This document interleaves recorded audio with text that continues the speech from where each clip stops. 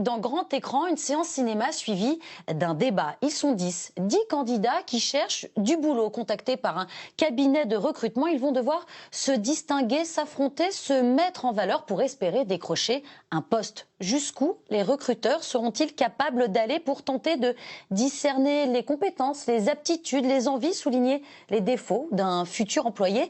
Est-ce que mettre quelqu'un, une personne en situation de stress, permet de révéler ses talents professionnels? Pour tenter de répondre à toutes ces questions, je vous propose de vous plonger dans cette situation précise. Vous, téléspectateurs, allez suivre le processus de recrutement de 10 commerciaux pour une compagnie d'assurance. Nous reviendrons ensuite sur cette immersion documentaire en présence de son réalisateur Didier Cros, et nous en discuterons également avec Frédéric Debout, psychologue clinicienne et psychodynamicienne du travail. Mais tout de suite, voici la gueule de l'emploi.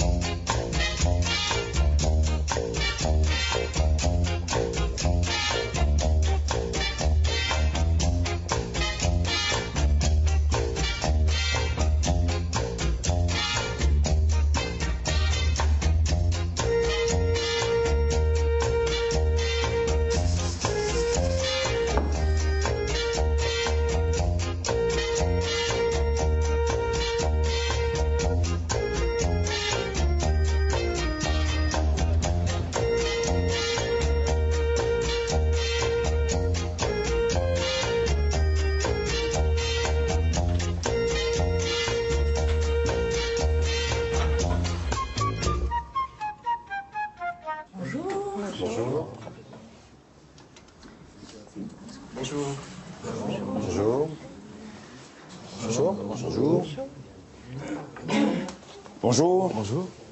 Roger Stenkamp du cabinet RST Conseil, cabinet de recrutement indépendant, choisi parmi d'autres par Gand pour effectuer ces recrutements. Je passe à la présentation des interlocuteurs présents. Béatrice. Donc Béatrice Garnier, donc je suis inspecteur élimination commerciale. Bonjour, Grégory Anton, donc je représente les ressources humaines de Gand Prévoyance. Je vous souhaite bien évidemment une excellente journée, en espérant que ça se passe pour le mieux et avec une embauche à l'issue de cette journée. Bonjour, Caroline Bertrand, je suis déléguée régionale. Je vous souhaite aussi la bienvenue et que cette journée soit pour nous tous et effectivement fructueuse. Bonjour, je m'appelle Didier Babayou, je suis du cabinet de recrutement RST Conseil. Je vous souhaite une excellente journée. La première impression que j'ai eue quand j'ai vu les recruteurs arriver s'installer, le seul mot qui m'est venu en tête, c'est jury. Jury parce que j'avais l'impression d'être peut-être en train de soutenir une thèse, d'être jugée. Et voilà, c'est l'impression que j'ai eue dès le départ. Bien, nous n'avons pas vu vos CV. Nous ne savons pas ce que vous avez fait auparavant. Personne ici ne sait ce que vous avez fait auparavant. Ce qui veut dire que vous ne serez pas recruté parce que vous avez réussi ailleurs. On ne vous dira pas non parce que vous avez échoué ailleurs non plus. Avant toute chose, moi, ce que je veux, c'est travailler. Parce que dans ma tête, je ne suis pas chômeur. Je suis en recherche active. Je suis au chômage par voie de conséquence. Mais chômeur, ce n'est pas un métier. Chômeur, c'est pas un état de fait. Chômeur, on le subit. Donc on fait tout pour s'en sortir, pour plus l'être, chômeur. On va passer une journée autour d'un thème, d'une fonction, la fonction commerciale. Vous avez tous de l'expérience dans la vente. C'est un métier stressant. Donc il faut une tolérance, une grande tolérance au stress. On peut parler de la pression du chiffre, la pression du chef. Donc il faut une grande tolérance à la pression, la tolérance à la frustration. Ça fait 5 jours que je n'ai pas vendu. Je savais bien que je n'étais pas fait pour ça, j'arrête. La combativité, la sociabilité, le sourire, par exemple. L'envie que vous donnez à l'autre d'être choisi. Le soir d'avant, comme je voulais vraiment ce poste-là, j'ai eu un peu de mal à dormir. J'essayais des costumes comme si j'allais à un défilé, avec la cravate, la chemise. Et j'étais un petit peu tendu. C'est vrai que j'étais un peu tendu et je sentais que ça allait pas très bien se passer. C'est-à-dire qu'à la fin de la journée, ce ne sera pas les yeux fermés, mais on se dira, finalement, à partir du moment où chacun nous aura montré qu'il était compétent et professionnel, qui nous a donné le plus envie de travailler avec lui. C'est tout à fait de l'abattage. De toute façon, les grosses réunions de groupe, c'est ça. C'est ce qu'on appelle un gros tri sélectif. En substance, il nous disait, les mecs, ça va chauffer pour vous bien comme il faut, quoi. Donc, je vous préviens à l'avance, voilà. On n'en était pas encore à la limite, barrez-vous maintenant si vous avez peur, mais bon. Donc, comment on s'y prend, Didier? Moi, je vais spontanément. Hein. C'est-à-dire? J'arrive chez le client, je me présente. Hein. Oui. Bonjour, je présente la société. Si vous êtes formaté, bon, je vais vendre mon produit, j'ai ça, il faut que je le vende. Sinon, je ne vais pas m'en sortir, c'est pas bon. Didier, c'est pas ta procédure que tu vas respecter, c'est la procédure de la société sur laquelle tu vas postuler et intégrer. Et vous connaissez le poste, vous? Comment? Vous connaissez le poste pour lequel on est là? Hervé, s'il vous plaît. Oui. Le débat doit profiter à tout le monde. Pardon. Il y a des gens qui travaillent, donc un peu de respect, s'il vous plaît. Ok, autant pour moi. Oui. Le poste a été juste succinctement abordé au téléphone. Vous serez cadre, avec une fonction commerciale, au sein d'une grosse structure, pour vendre de l'assurance. Je trouvais très étrange qu'il ne parle pas du poste, en lui-même, en quoi ça consistait. Je trouvais ça assez surprenant, quoi. On ne savait pas combien on allait être rémunéré. On ne savait pas combien d'heures on allait faire. On ne savait pas, à la limite, on ne savait même pas pour qui on allait travailler. La meilleure façon d'évaluer des compétences commerciales, c'est à travers des comportements observables. C'est la raison pour laquelle vous êtes plusieurs. On va vous mettre en situation. Vous allez exprimer un certain nombre de comportements qui vont nous permettre de remonter à la compétence. La première des mises en situation, c'est un acte aussi simple que celui de vendre la candidature de son voisin. Il s'agit de discuter avec lui pendant 5-10 minutes, vous lever et être en mesure de vendre sa candidature comme si c'était le meilleur candidat à recruter à la fin de cette session. Alors les recruteurs s'en vont, ils vont à leur pause café, et donc quoi ils nous laissent avec l'exercice qui était de vendre son voisin. Ah, là je vous avoue qu'on est tous un peu restés sur un petit peu stupéfaits, on va vendre notre voisin.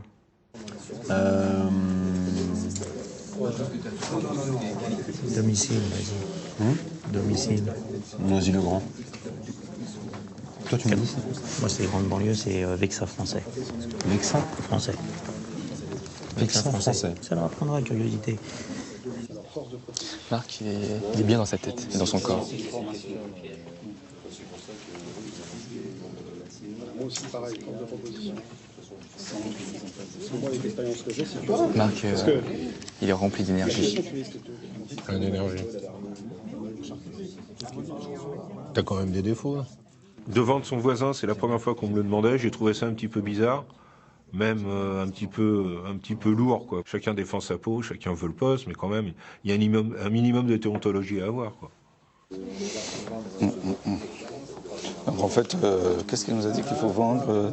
C'est quoi? C'est vendre la candidature de son voisin. Bon, écoute, je pense que ça suffit, hein, non? Ouais, bien sûr. On va dire que j'ai les dents longues. Voilà. On va dire envie de gagner. Voilà. C'est effectivement très curieux de vendre un être humain. Ça s'est déjà fait par le passé.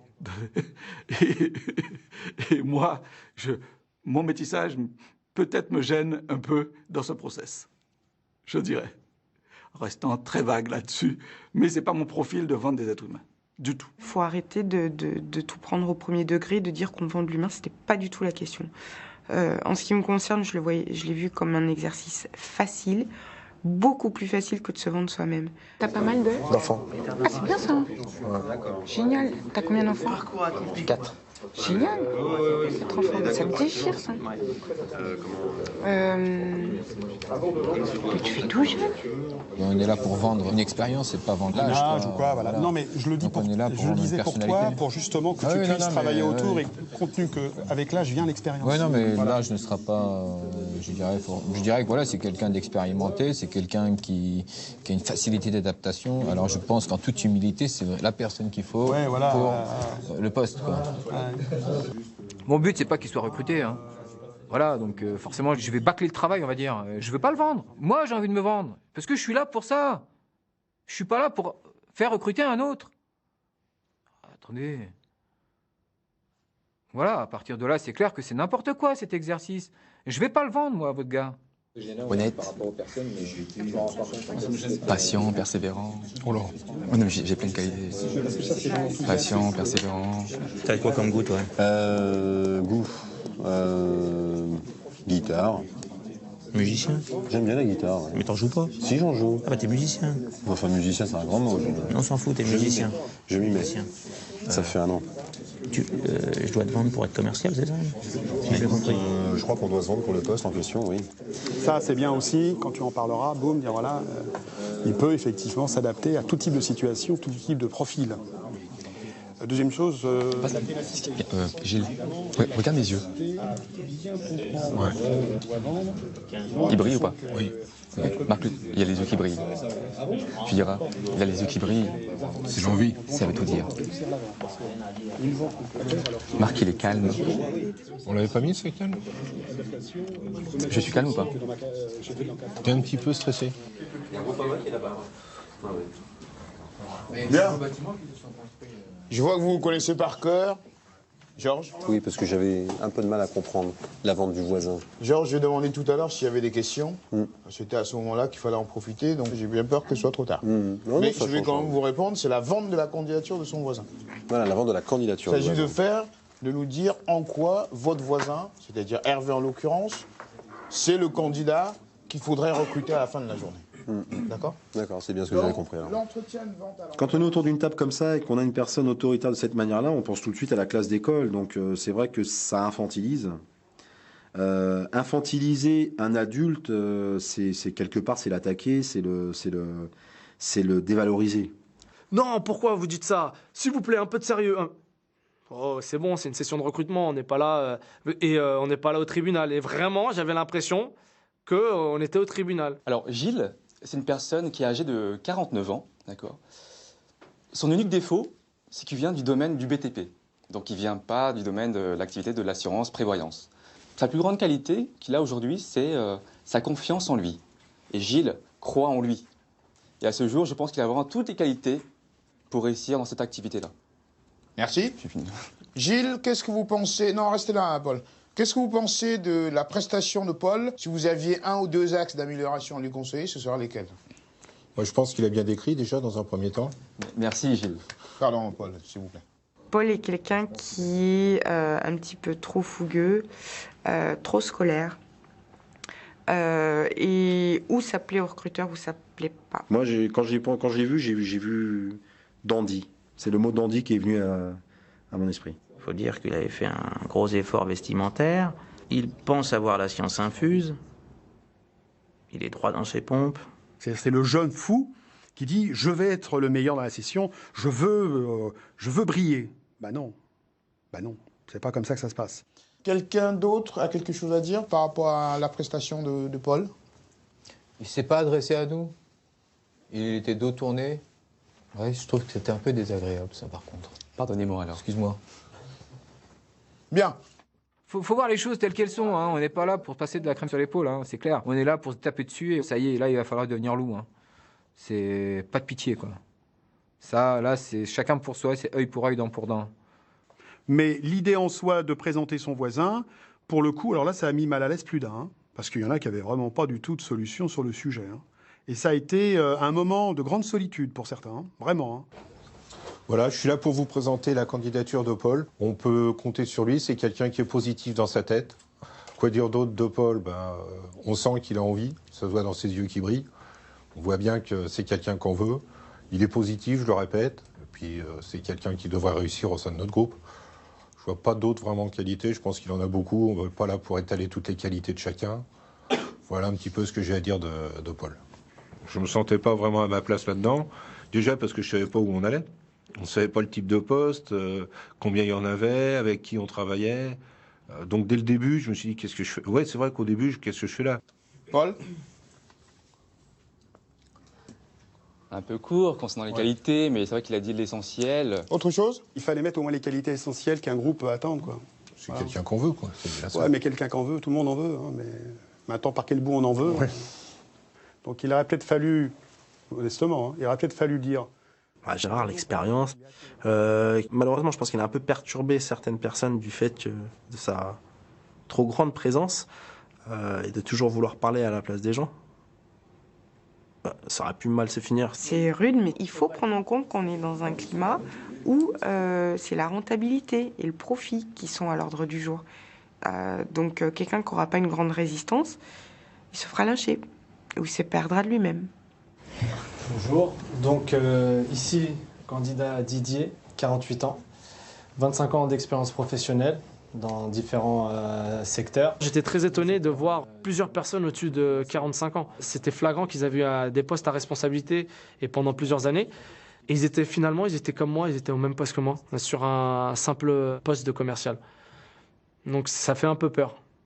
Pour l'avenir, ça fait un peu peur. On se dit qu'à n'importe quel moment, on peut être en haut, mais on peut redescendre très rapidement. Pour lui, ce n'est pas 9h, 17h, mais plutôt 8h, 20h. Donc quelqu'un de très ambitieux encore, malgré son âge peut-être pas avancé, mais... Il voulait dire que j'avais le profil du quinquagénaire, corvéable à soi et à merci. Ce quoi il pensait. Enfin, moi, c'est pas du tout ma nature. Hein. Et le fait d'être proche de la cinquantaine n'entraîne en aucun cas à moi une soumission à certaines méthodes de travail qui ne me correspondent pas. Donc, un candidat plutôt positif pour la société. Voilà. Merci. Didier? J'ai trouvé ça pas trop mal, hein, en soi. Je pense qu'il manque un petit complément pour donner vraiment envie. Oui, Hervé. Là, c'est une présentation, c'est pas une vente. On rassure sa fin, mais c'est pas grave en soi. Hein. Moi, je ferais pour mieux, sûrement. Personne n'a parlé de gravité, Hervé. Oui. On dit juste que, à partir du moment où on est avec des vendeurs, on demande de vendre. Oui, voilà. Bien sûr. La finalité, c'est de vendre. Mais d'accord. Merci de nous éclairer, Hervé, sur le contexte dans lequel nous œuvrons. Oui, Julie. C'est pas assez vivant. Et c'est dommage parce que, à la limite, finalement, quoi que tu dises, je pense que c'est la façon dont tu vas le dire qui va faire qu'on va t'écouter. Et si tu jouais plus sur les tons, je pense que ce serait plus percutant et ça donnerait effectivement plus envie. Voilà. Mais c'est pas facile. C'est peut-être la première fois qu'on doit vendre quelqu'un aussi. Sans doute. Ça, c'est peut-être le boulot de certains toute la journée. Pardon. Je vous assure que le jour où j'aurai besoin d'un avocat, je ferai appel à vous. Mais pour l'instant, je cherche un vendeur. D'accord. D'accord? Hervé, si j'ai besoin d'un avocat, je vous ferai appel à vous. Je me rappelle bien. Ben oui, je préfère défendre quelqu'un en difficulté plutôt que de prendre la facilité et d'appuyer là où ça fait mal. Et évidemment qu'il attendait de nous tous une remarque négative ou un sarcasme. Le seul truc en fait qui manque un petit peu, comme on l'a dit, qu'il fallait vendre une personne, c'est que à la fin, je pense qu'il faut bien préciser, voilà, c'est cette personne qu'il nous faut, quoi. Comme vous disiez tout à l'heure à juste titre, vous cherchez un vendeur. On cherche pas un commentateur télé, quoi. Ok, merci. Le commentaire en plus de Kevin, celui-là, je peux vous dire que celui-là, je l'ai gardé de travers. Je l'ai gardé de travers et je me suis retenu de rien dire parce que j'ai préféré. C'était mieux.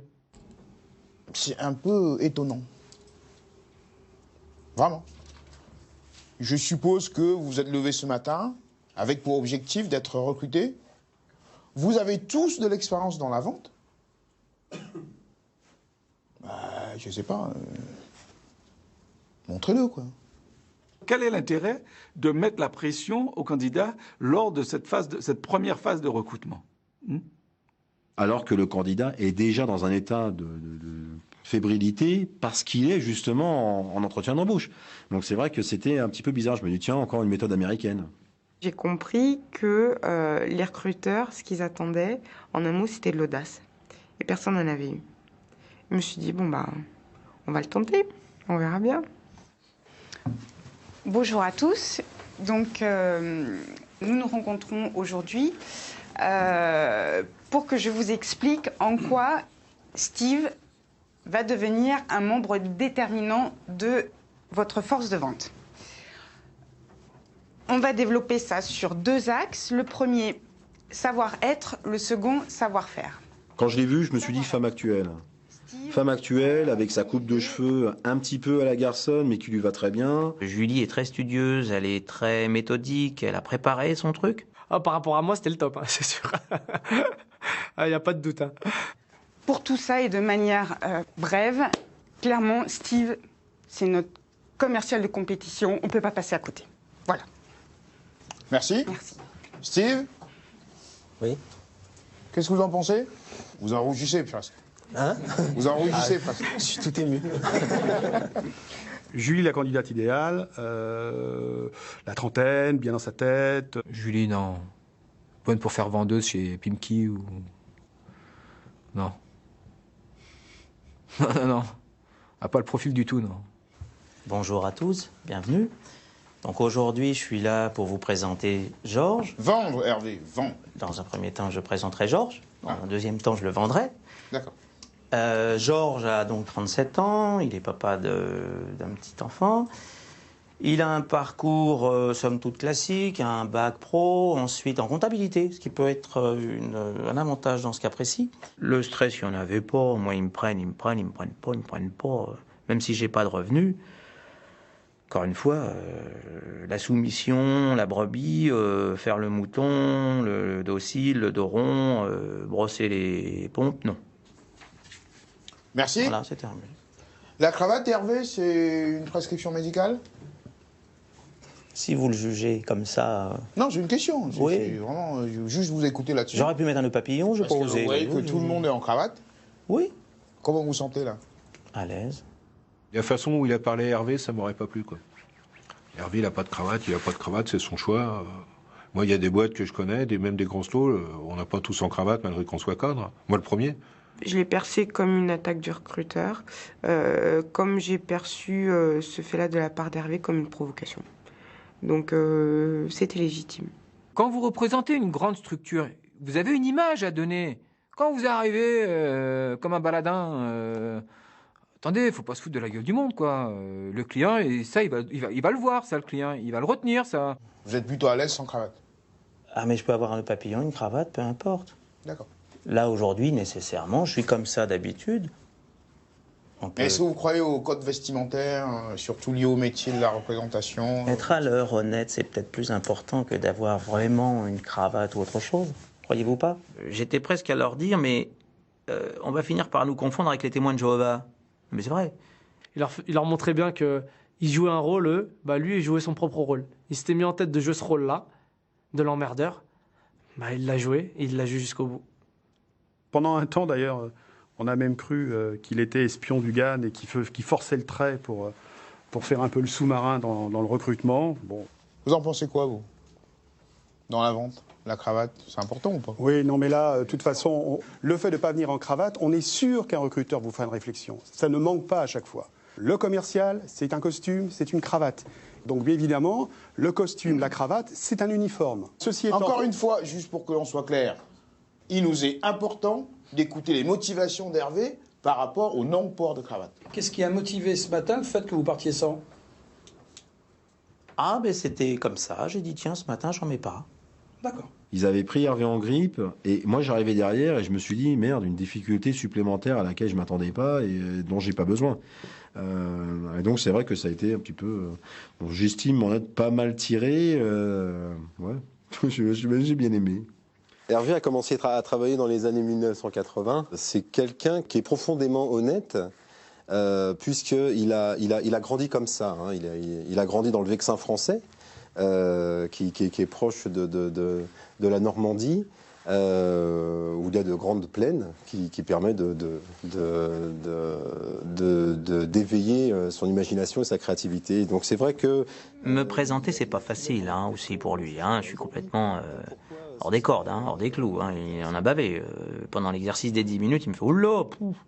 Eh oui, Georges, désolé. Même s'il a un air négligé, qu'il ne porte pas de cravate, c'est une profession de foi pour lui, je crois. Voilà, j'ai terminé. Merci.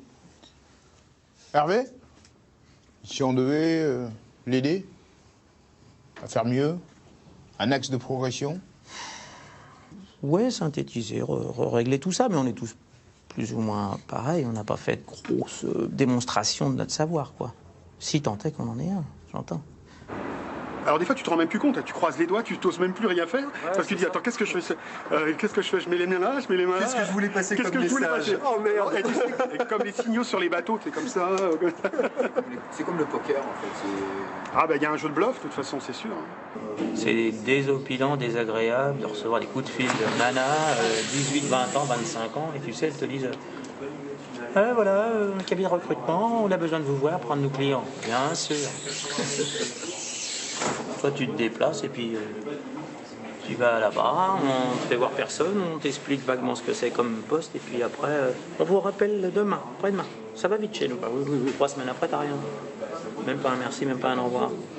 Alors, qui est-ce qui offre le café? C'est Grégory. Oui, non, mais qui on veut? Moi, je veux bien. C'est les RH qui offrent le café. Alors, C'est sucré, le sucre est moi, non dedans, sucré, je voudrais, moi. La fois, puis là, au moins. Ouais. Grégory, merci parce que tu n'en prends pas et tu offres. Je trouve Merci. ce geste, d'une rare élégance. Moi, je vais tenter de la Fontana. Comment ça marche? Donc, si tu veux bien c'est avec grand plaisir. J'ai connu une époque où le thème astral était également important, tu vois. Quel signe vous êtes, le gars me posait comme question, le recruteur. Je dis, je suis lion. Ah, vous êtes dynamique. Je dis, oui, mais enfin, il n'y a pas que le lion qui est dynamique, quand même, rassurez-moi. Tu vois, les trucs un peu... Il y en a d'autres, c'était la numérologie. L'autre, c'est la numérologie. Il t'additionnait, tu sais, ta date de naissance avec ton truc. Ah, vous avez le chiffre 5. Ah, mais c'est un chiffre magique. Il nous demandait de faire des calculs aussi. Je sais pas si toi t'as fait au groupe Prévoit les calculs. Ils m'ont tout fait, les cabinets de recrutement. Ils m'ont tout fait. Bah moi, faut aller leur demander. Une prise de sang, c'est pour quand? L'analyse d'urine, c'est ce que pour quand? j'expliquais à Georges. Ça fait 35 ans que je travaille. J'ai jamais été recruté par un cabinet de recrutement. Jamais. Non plus. Oui. Que se passe-t-il? Je m'en vais. Qu'est-ce qui se passe? Parce que ce type de process de recrutement, ça ne me convient pas. Mais pourquoi? Ça ne correspond pas trop à ma façon de voir le recrutement et surtout, ça ne correspond pas à ma façon de montrer ce que je suis capable de faire, pour moi. Mais c'est pas fini, Didier. Là, ce n'est que le début, il y a encore d'autres choses à venir. Peut-être que vous pensez là que votre prestation n'est pas à la hauteur, mais ce n'est que l'idée que vous en faites. J'ai pas eu de présentation du poste, je ne sais pas réellement quel poste c'est. Le GAN, on sait ce que c'est. GAN de prévoyance, on sait ce que c'est. Mais j'ai pas eu... Moi, je pensais que la première demi-journée était sur la présentation. Ensuite, au terme de cette journée, on validait si ça nous convenait ou pas. Après, les tests, tout ce qui relève, mise en condition, ce qu'on veut, tout. Et ensuite, sélection. Là, rentrer directement dans une sélection sans présentation du produit, en fait, de l'offre, moi, c'est un parti pris. On ne peut pas toujours faire comme vous le voyez. Non, mais quand tu vois, on peut présenter une offre d'emploi. Oui, mais après. Après. Ça, c'est après. D'adaptabilité. D'accord? D'accord. Bon, rentrez bien. Merci. Et peut-être à bientôt. Peut-être à bientôt. C'est pas facile d'être chômeur. Donc, dans sa tête, il faut être relativement fort pour dire, bon, ça ne m'intéresse pas. Je ne suis pas prêt à accepter n'importe quoi. Et quoi qu'il en soit, quelle que soit ma durée de chômage, même si j'arrive en fin d'indemnisation, ça ne change rien. Vous voyez? Il y en a qui sont très à l'aise avec ce système-là, mais tout le monde n'est pas à l'aise dans des recrutements comme ça. Il faut avoir la capacité à s'adapter vite. Ce n'est pas le cas de tout le monde. Enfin. Bon alors, t'es décidé que tu restes jusqu'au bout? Non. Pourquoi? Parce que j'ai pas envie. Non. Oh, c'était pas ça qu'il... Gilles, c'est ce qu'il veut. Ouais. C'est ce qu'il veut, déjà, c'est bien. Il sait ce qu'il veut pas aussi. Qu'est-ce que tu veux pas, alors? Je veux pas, c'est retomber vraiment dans le commercial pur et dur de terrain. J'en ai fait assez pour maintenant aller au-dessus. Il ferait une drôle de tête si tout le monde se levait. Ça n'arrivera pas, bien évidemment. Mais si tout le monde se lève en disant, écoutez, non, franchement, vous n'avez pas été crédible. Pareil, ça me paraît un peu compliqué que tout le monde se lève. Je te dis pas le blanc que ça met. Alors là, je pense que ça l'aurait jamais arrivé. Après, j'ai hésité, est-ce que je dois rester, est-ce que je dois pas rester. Puis c'est vrai que le départ de Didier, ça m'a dit, je me suis dit, bon, il n'y a pas que moi qui suis un petit peu à la ramasse, donc vaut mieux s'en aller. On a fait gagner une journée au recruteur. Bon, sur ce, bon courage. Bonne continuation. Salut Gilles. Bon, une première disparition. Deuxième, c'est bon. Didier, il est parti aussi. Didier est parti, ouais. Didier, il est parti. Ah oui, c'est vrai, Bon. J'ai dit, tiens, je fais partie du panel. Il fallait un quinquas, c'est moi, quoi. Je suis le petit vieux dans la session. Et puis le reste, on verra bien un peu ce qui se passe, quoi. Bon, on va voir si papy tient le choc. Bon.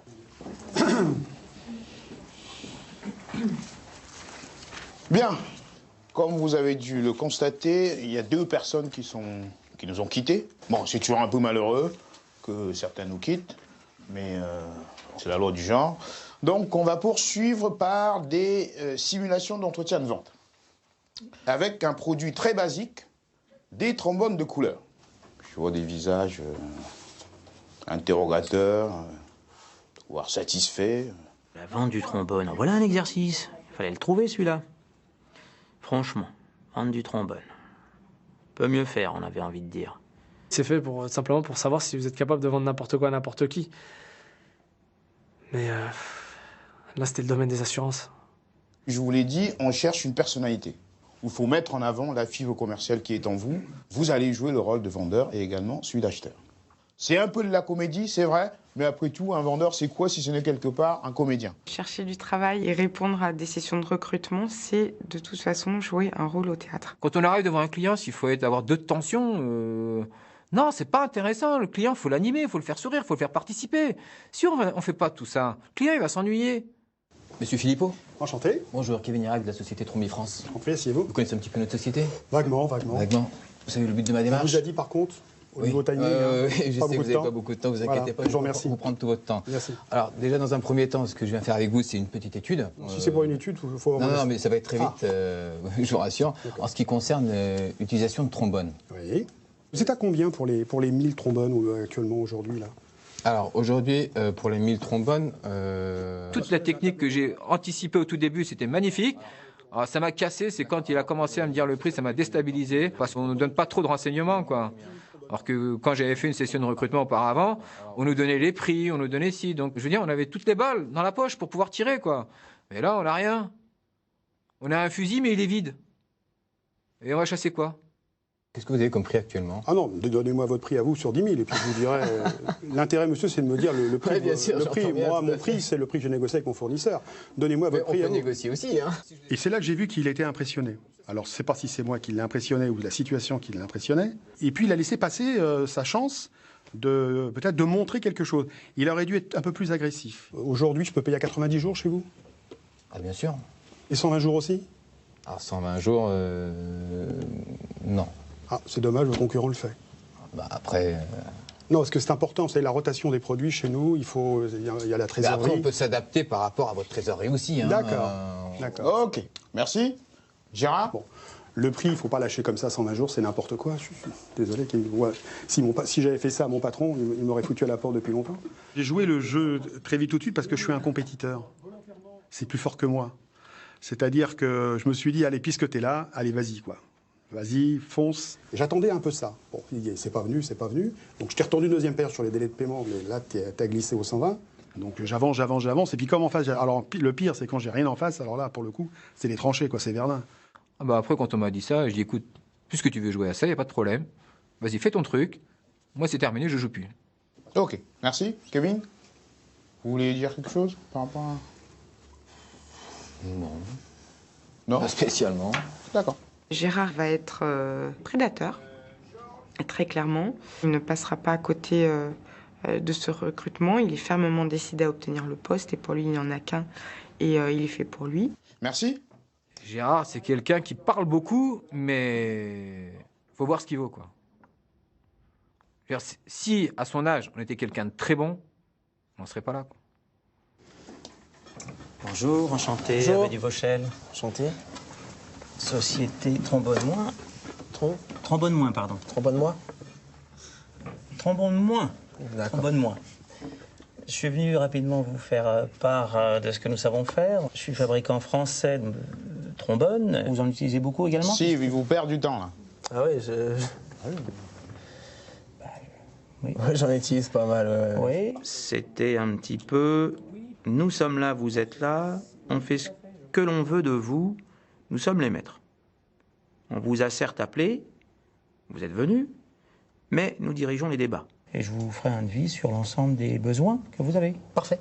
Ça marche. Bah, écoutez, je me tiens à votre disposition, j'attends votre mail. Merci. Qui a quelque chose à dire? Oui, Georges. Moi, ce que j'ai vu, c'est que Hervé a tenté de capter l'attention de Steve en tant qu'acheteur, qui n'était pas tout à fait présent au début. Et en fait, du coup, il a voulu diversifier Hervé. Enfin, Alors, Georges, il l'a fait. on était là, hein, on a vu ce qui s'est passé. Hein. Ma question, c'est qu'est-ce que vous pouvez conseiller à Hervé pour faire mieux demain? C'est ça qu'on attend de vous. Je suis pas là pour niveler le niveau de pugnacité de chacun. C'est vrai, Georges, vous êtes là pour encenser chacun. Non. C'est ce qu'on attend de vous, d'ailleurs.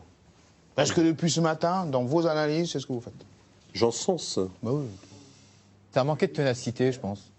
C'était pas vivant, en fait. Il y avait une volonté de division de la part du cabinet de recrutement. C'est difficile, on se dit, merde, qu'est-ce que je fous là? Il y a plusieurs moments où on se dit, qu'est-ce que je fous là quand même? Le mec, il me met sur le grill comme ça pour un boulot, quoi. C'est pour un job. Et vous, Steve, qu'est-ce que vous en pensez? La prestation d'Hervé? Ouais, prestation, je sais pas quoi vous dire là-dessus. D'accord. Cette façon de pousser à l'affrontement, c'est assez classique des techniques de recrutement collectif. Je pense que les entreprises sont avides aujourd'hui de personnes qui vont pouvoir modeler et faire adhérer à une certaine politique d'entreprise ou une façon de faire ou de vendre qui leur est propre. Nous allons donc nous retirer pour débriefer. Comme je vous l'ai dit ce matin, malheureusement, tout le monde ne poursuivra pas, c'est la loi du genre. Mais donnez-nous quelques minutes, on vous dit ça dans... on peut descendre 5 minutes? Oui, vous pouvez descendre. Quand les recruteurs et les clients sont sortis en disant qu'ils allaient faire un débriefing de la première journée, pour savoir qui allait rester, qui allait partir, alors là, pour le compte, tout le monde était inquiet. 5 minutes? Ouais, a priori, on s'approche du dénouement pour la première journée. Oui. Toi, tu regardes personne. Souvent, des fois aussi, quand tu as fait trop forte impression, et que tu tues un peu le truc, les gens ont des inquiétudes sur ta personnalité en disant il a beaucoup de leadership, et il est un peu écrasé. Il a trop de charisme, il fait du zèle. Et c'est pas ça. Oui, je connais ça. Ouais. Mais c'est pire que ça, c'est que moi, une fois, un recruteur m'a dit je vous recrute pas, c'est pourquoi? Je lui ai dit non, vous allez me le dire. Il me dit parce que votre manager a peur que vous preniez sa place. Oui, bah oui. Mais ça peut créer des conflits, attention. Tu vois un peu J'ai connu ça aussi, ouais. Ça peut créer des conflits, ça. Tu vois, quand tu rentres chez toi, ton femme dit alors chérie, t'as été pris? Bah non. Il y avait le patron qui avait peur que je prenne la place.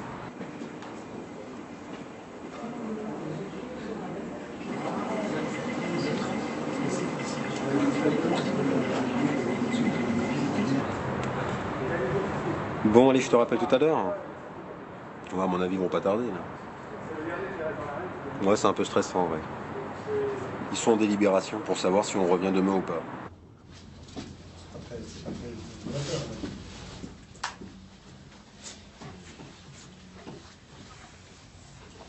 Silence. Bien. Je vais demander à Georges, à Gérard et à Julie de patienter dehors, s'il vous plaît. Les autres, vous restez avec nous. C'est là on voit quand même que l'être humain est bizarrement fait. On n'a pas bronché. Il n'y en a pas un des trois qui a dit « Mais attendez, mais pourquoi ?» Ça montre quand même qu'on était déjà conditionné, hein, quelque part, en disant « Sortez, vous n'avez pas besoin de rester là. » Oui, très bien, chef, quoi. Vous voyez, déjà. Bon. Ça a été fait brusquement. À savoir, c'est un tel, vous sortez. Donc on savait pertinemment qu'un tel, il sort, ils sont retenus. Donc ça, pour certains, j'ai vu à travers le regard de tous, paf, merde. Bon, j'y suis pas. Donc moi j'ai tout de suite compris que ces gens-là, puisqu'en général quand on en fait sortir que 3, c'est les 3 qui ont été retenus. Quand j'ai vu les personnes qui restaient dans la salle, c'est évident. Je me suis dit putain mais qu'est-ce que je fais là quoi? Bien, on a une mauvaise nouvelle. Mais le plus important, c'est pas la nouvelle, c'est les raisons pour lesquelles c'est une mauvaise nouvelle. Mais peut-être avez-vous, de par le recul que vous avez par rapport à vos prestations, ou les analyses faites par les uns et les autres, une petite idée des raisons pour lesquelles malheureusement nous allons nous arrêter là? Hervé? Un brin de désinvolture que vous n'aurez pas aimé? Peut-être. Maintenant, voilà, c'est votre choix. Je le respecte. Mais pour nous, il est important que vous compreniez le choix. Est-ce que vous étiez motivé ce matin pour dire je vais décrocher ce job? J'avais envie de travailler comme j'ai toujours envie de travailler. C'est pas que j'ai pas fait d'efforts, c'est que je me suis dit tout le monde ici a le droit de travailler. Il y a des gens qui sont peut-être encore plus dans le besoin que moi. Mais on juste doit laisser la chance à tout le répondez à monde. la question simplement, Oui. Hervé. Pourquoi est-ce que vous ne nous avez pas donné envie? C'est à vous de vous montrer. Oui, c'est à moi de me montrer percutant, honnête. Non, franc. vous. C'est à vous de vous montrer, vous. D'accord? Parce que nous, on a fait l'effort en allant vous chercher, en vous appelant, oui, en bien vous vu, demandant de venir. Oui, c'est un effort, ça. Là, on est venu pour chercher un emploi, on n'est pas venu chercher une critique sur nous-mêmes, ni en faire une, ni sur les autres, encore moins. On est à la recherche d'un emploi. Il y avait un objectif, c'était on recherche un emploi, on décroche le job. C'était pas autre chose, c'était pas de se mettre en avant, ni de battre son voisin. Le monde de l'emploi, c'est il y a un poste à pourvoir, on a les compétences requises ou on les a pas. On correspond ou on ne correspond pas. Il y a deux solutions. Soit on est rejeté, soit on est gardé. Selon moi, d'après les prestations vues aujourd'hui, je pense qu'on est gardé. Maintenant, si je me gourre, c'est que j'ai rien compris au recrutement d'aujourd'hui. Et tu crois? Mais à mon avis, on a des bonnes chances. Parce que vous êtes bon, j'ai le sentiment d'être quand même bon aussi. Mais dis que t'es bon. Tu sais qu'il y a un proverbe qui dit « Ne pas reconnaître sa propre valeur, c'est faciliter la réussite des médiocres ». Steve, même question. Est-ce que vous avez une idée des raisons pour lesquelles, malheureusement, on va s'arrêter là? Je pense que j'étais un peu trop effacé, donc pas assez convaincant. En fait, je suis peut-être pas fait pour le concours. La vente, c'est du concours en permanence. Si vous voulez. Non, c'est pas si je veux. La vente, vous avez des challenges, il faut gagner, il faut être le premier, tout le temps. Vous n'avez pas besoin d'être exubérant au sein d'un groupe pour pouvoir faire ça. Mais non, mais quand vous êtes face à un client... on est face au client, voilà, justement. Mais nous étions clients aujourd'hui. Je sais. Et il y avait peut-être trop de monde. Ok, merci. Paul? On va dire un peu surpris. J'ai pas d'idée sur la raison pour laquelle je n'ai pas été choisi, mais j'aimerais bien avoir là où les raisons pour que je puisse avancer. Je suis surpris, oui. Est-ce que vous avez été vous-même aujourd'hui, Paul?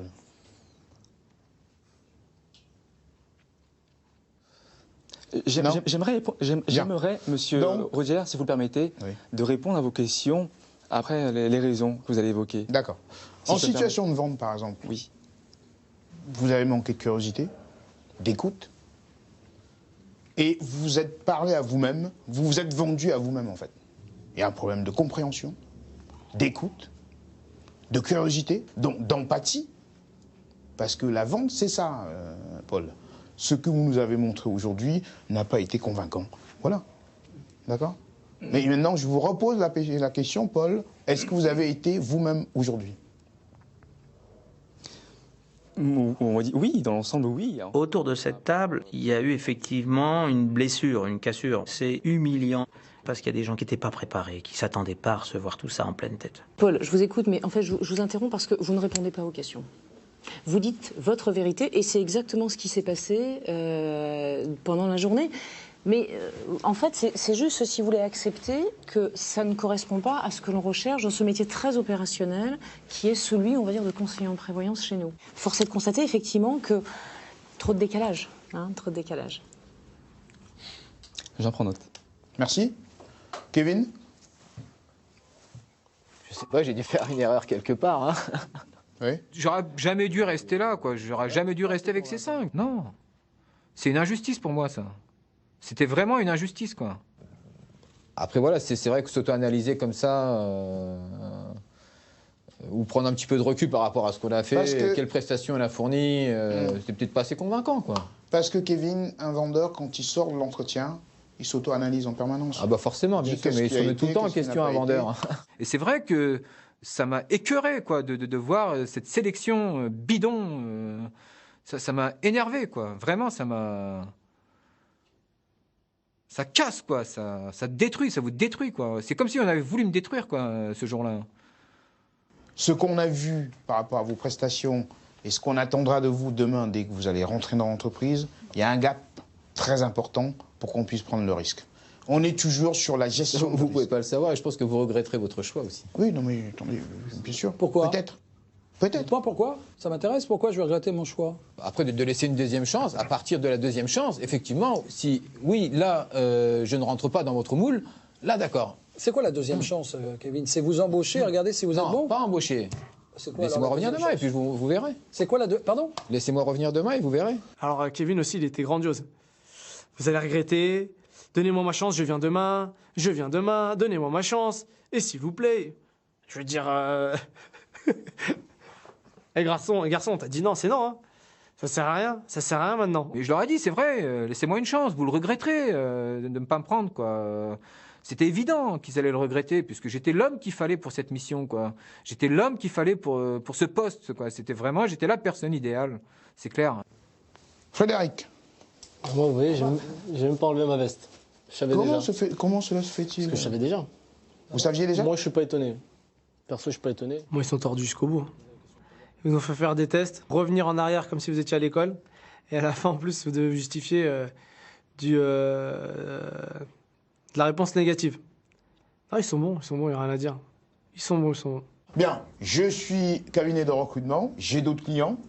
Si demain j'ai quelque chose susceptible de correspondre à l'idée que je me fais de vous, je ne manquerai pas de vous appeler pour qu'on en discute et voir comment on avance. Sinon, merci du temps que vous nous avez consacré, bon courage dans vos recherches et donc peut-être à bientôt pour autre chose. Merci. Merci vraiment à tous. Au revoir. Merci. Au revoir.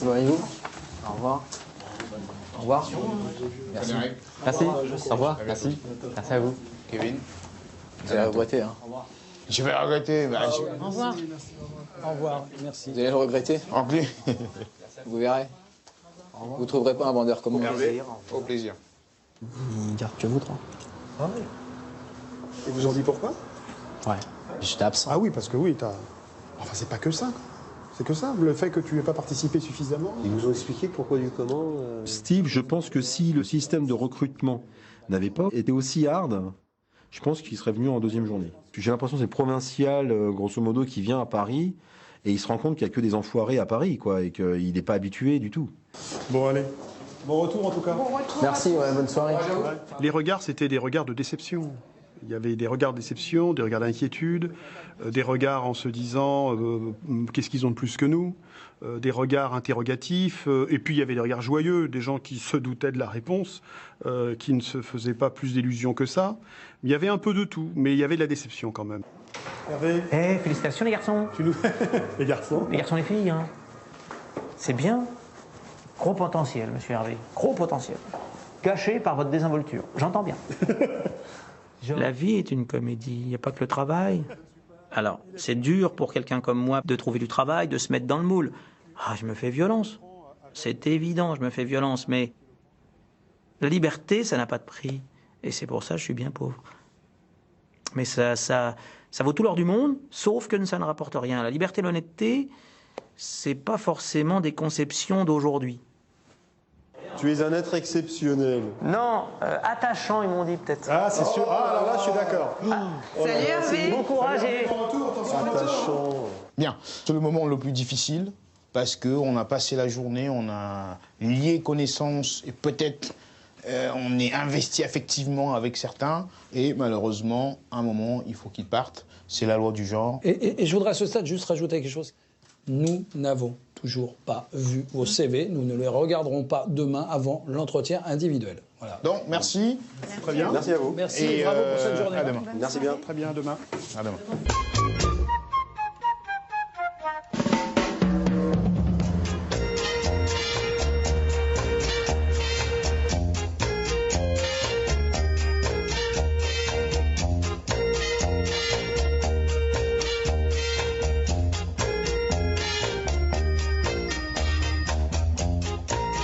Retourne dans la cage au fond. Bonjour. Bonjour. Bien, vous avez les places désignées. Gérard, Julie, et Georges. Hop là. Bien, encore félicitations d'avoir passé le cap du premier tour. Merci. Mais néanmoins, conservez tout votre dynamisme et votre énergie parce que il n'y a que 50% de chemin d'effectuer. Donc il reste les 50 derniers pourcents. Il faut réussir effectivement avec le même enthousiasme. On va commencer par les tests.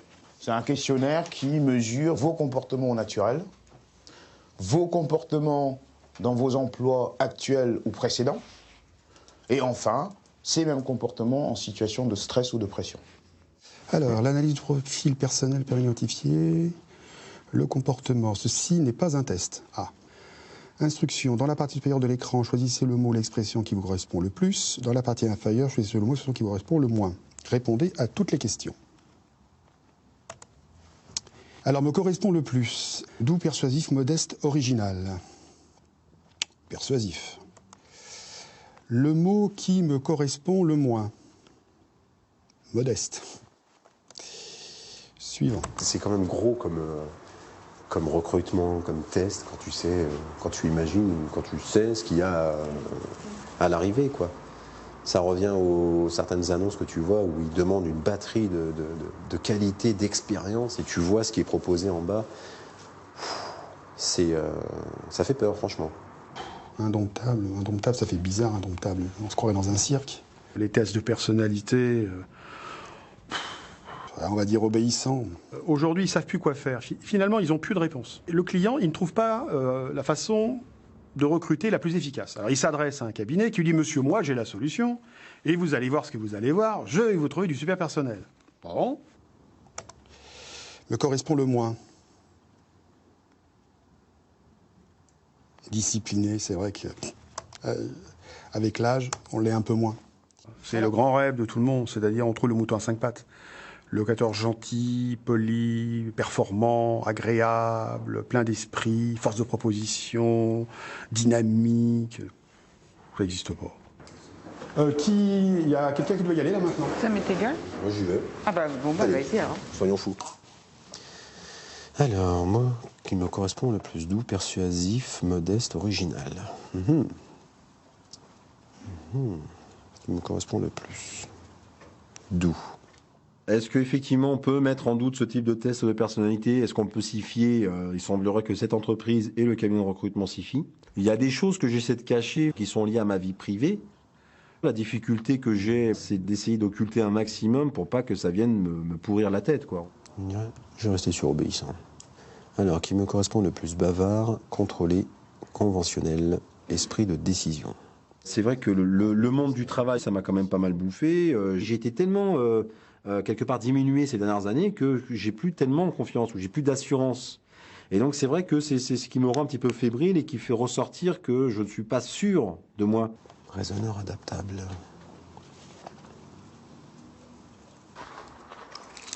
Vous avez parlé de quoi? Du salaire, du salaire, beaucoup. Oui, ça vous inquiète un peu?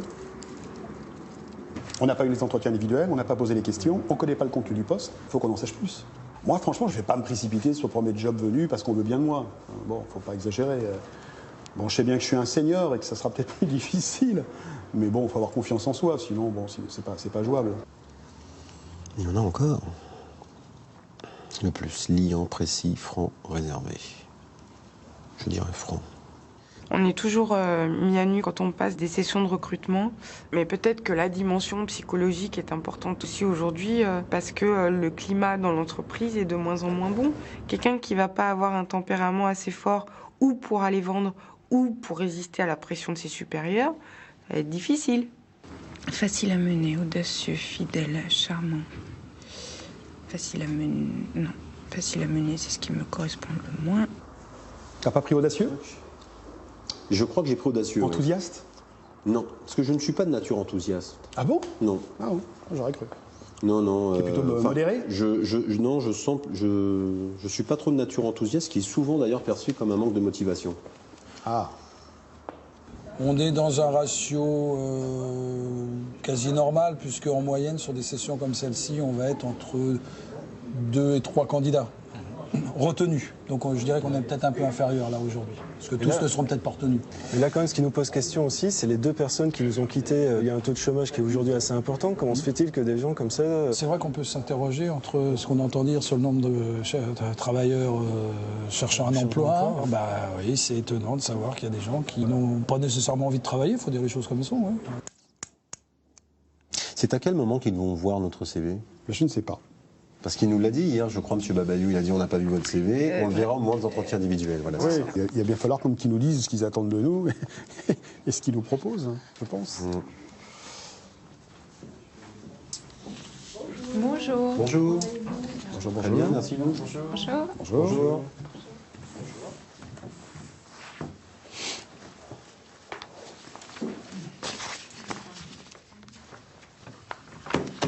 Bien.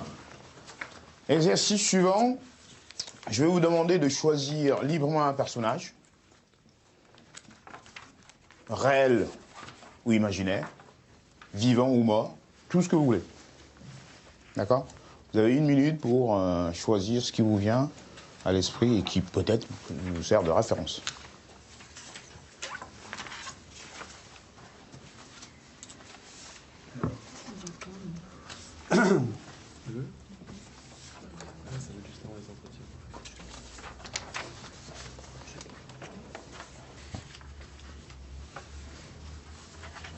C'est fait le choix? Gérard? Napoléon. Georges? Pas trouvé encore. Julie? Hugo, Victor Hugo. On attend Georges.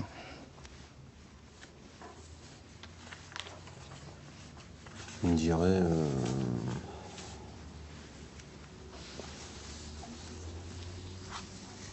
Je vois pas du tout. Georges, tu pourras trouver. Hein. Mon frère. Pardon? Mon frère. Frère. Votre frère. Bien. Un cataclysme d'ordre planétaire menace de rayer la vie de la Terre. D'accord? Heureusement, il reste une place dans un vaisseau spatial destiné à sauver l'espèce humaine. Donc chacun va convaincre les autres candidats du fait que, bien entendu, son personnage doit être sauvé en priorité. Alors pourquoi Victor Hugo?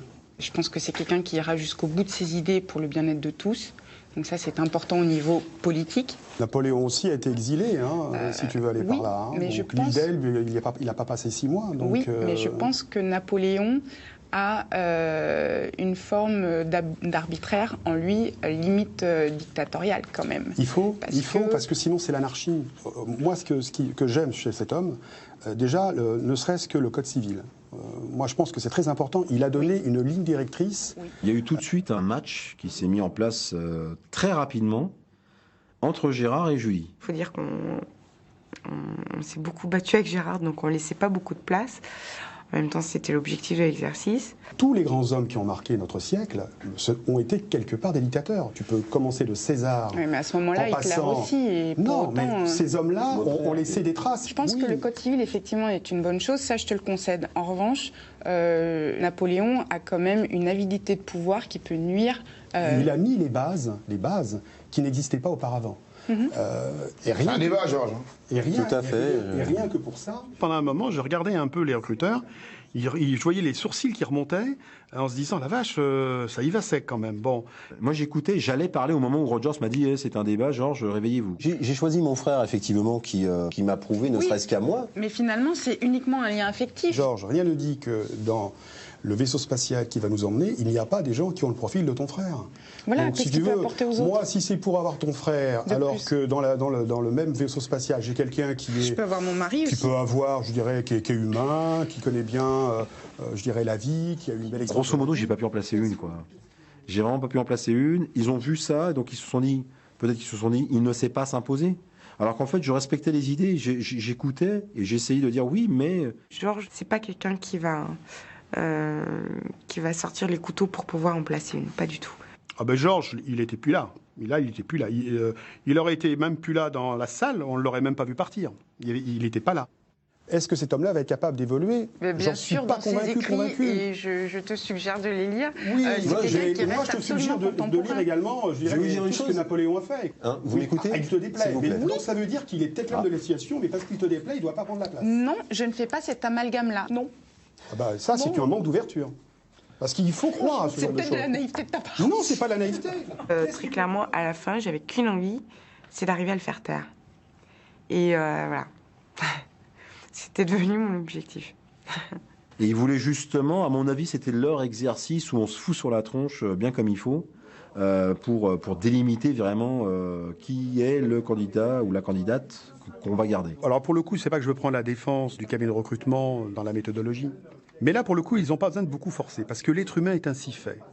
L'être humain est quelqu'un qui est capable de faire ce genre de situation et de se monter les uns contre les autres assez rapidement, finalement. Et c'est vrai qu'on n'est pas au pays de Barbie, quoi. Hein. Je vais quand même placer ce que je voulais dire tout à l'heure, c'est que si vos personnages n'avaient pas existé, le monde aurait-il été différent? Si ma tante avait des roues, ce serait un autobus aussi. Enfin, on peut partir très très loin comme ça. S'ils n'avaient pas existé, mais ton frère non plus. Non, mais c'est pas ça, c'est que... Oui, bon, d'accord. On a existé, oui, c'est sûr que c'est... Ok. Bien. Avec le recul, on écrase un peu trop l'autre et on joue trop le jeu, finalement, du recruteur. Le recruteur, il s'est régalé, lui. Et on lui en a donné pour son argent, si je puis dire. C'était un peu le toréador avec le public, les oreilles et la queue, quoi. C'est-à-dire en disant, tiens, qui c'est qui va tuer l'autre? Bon.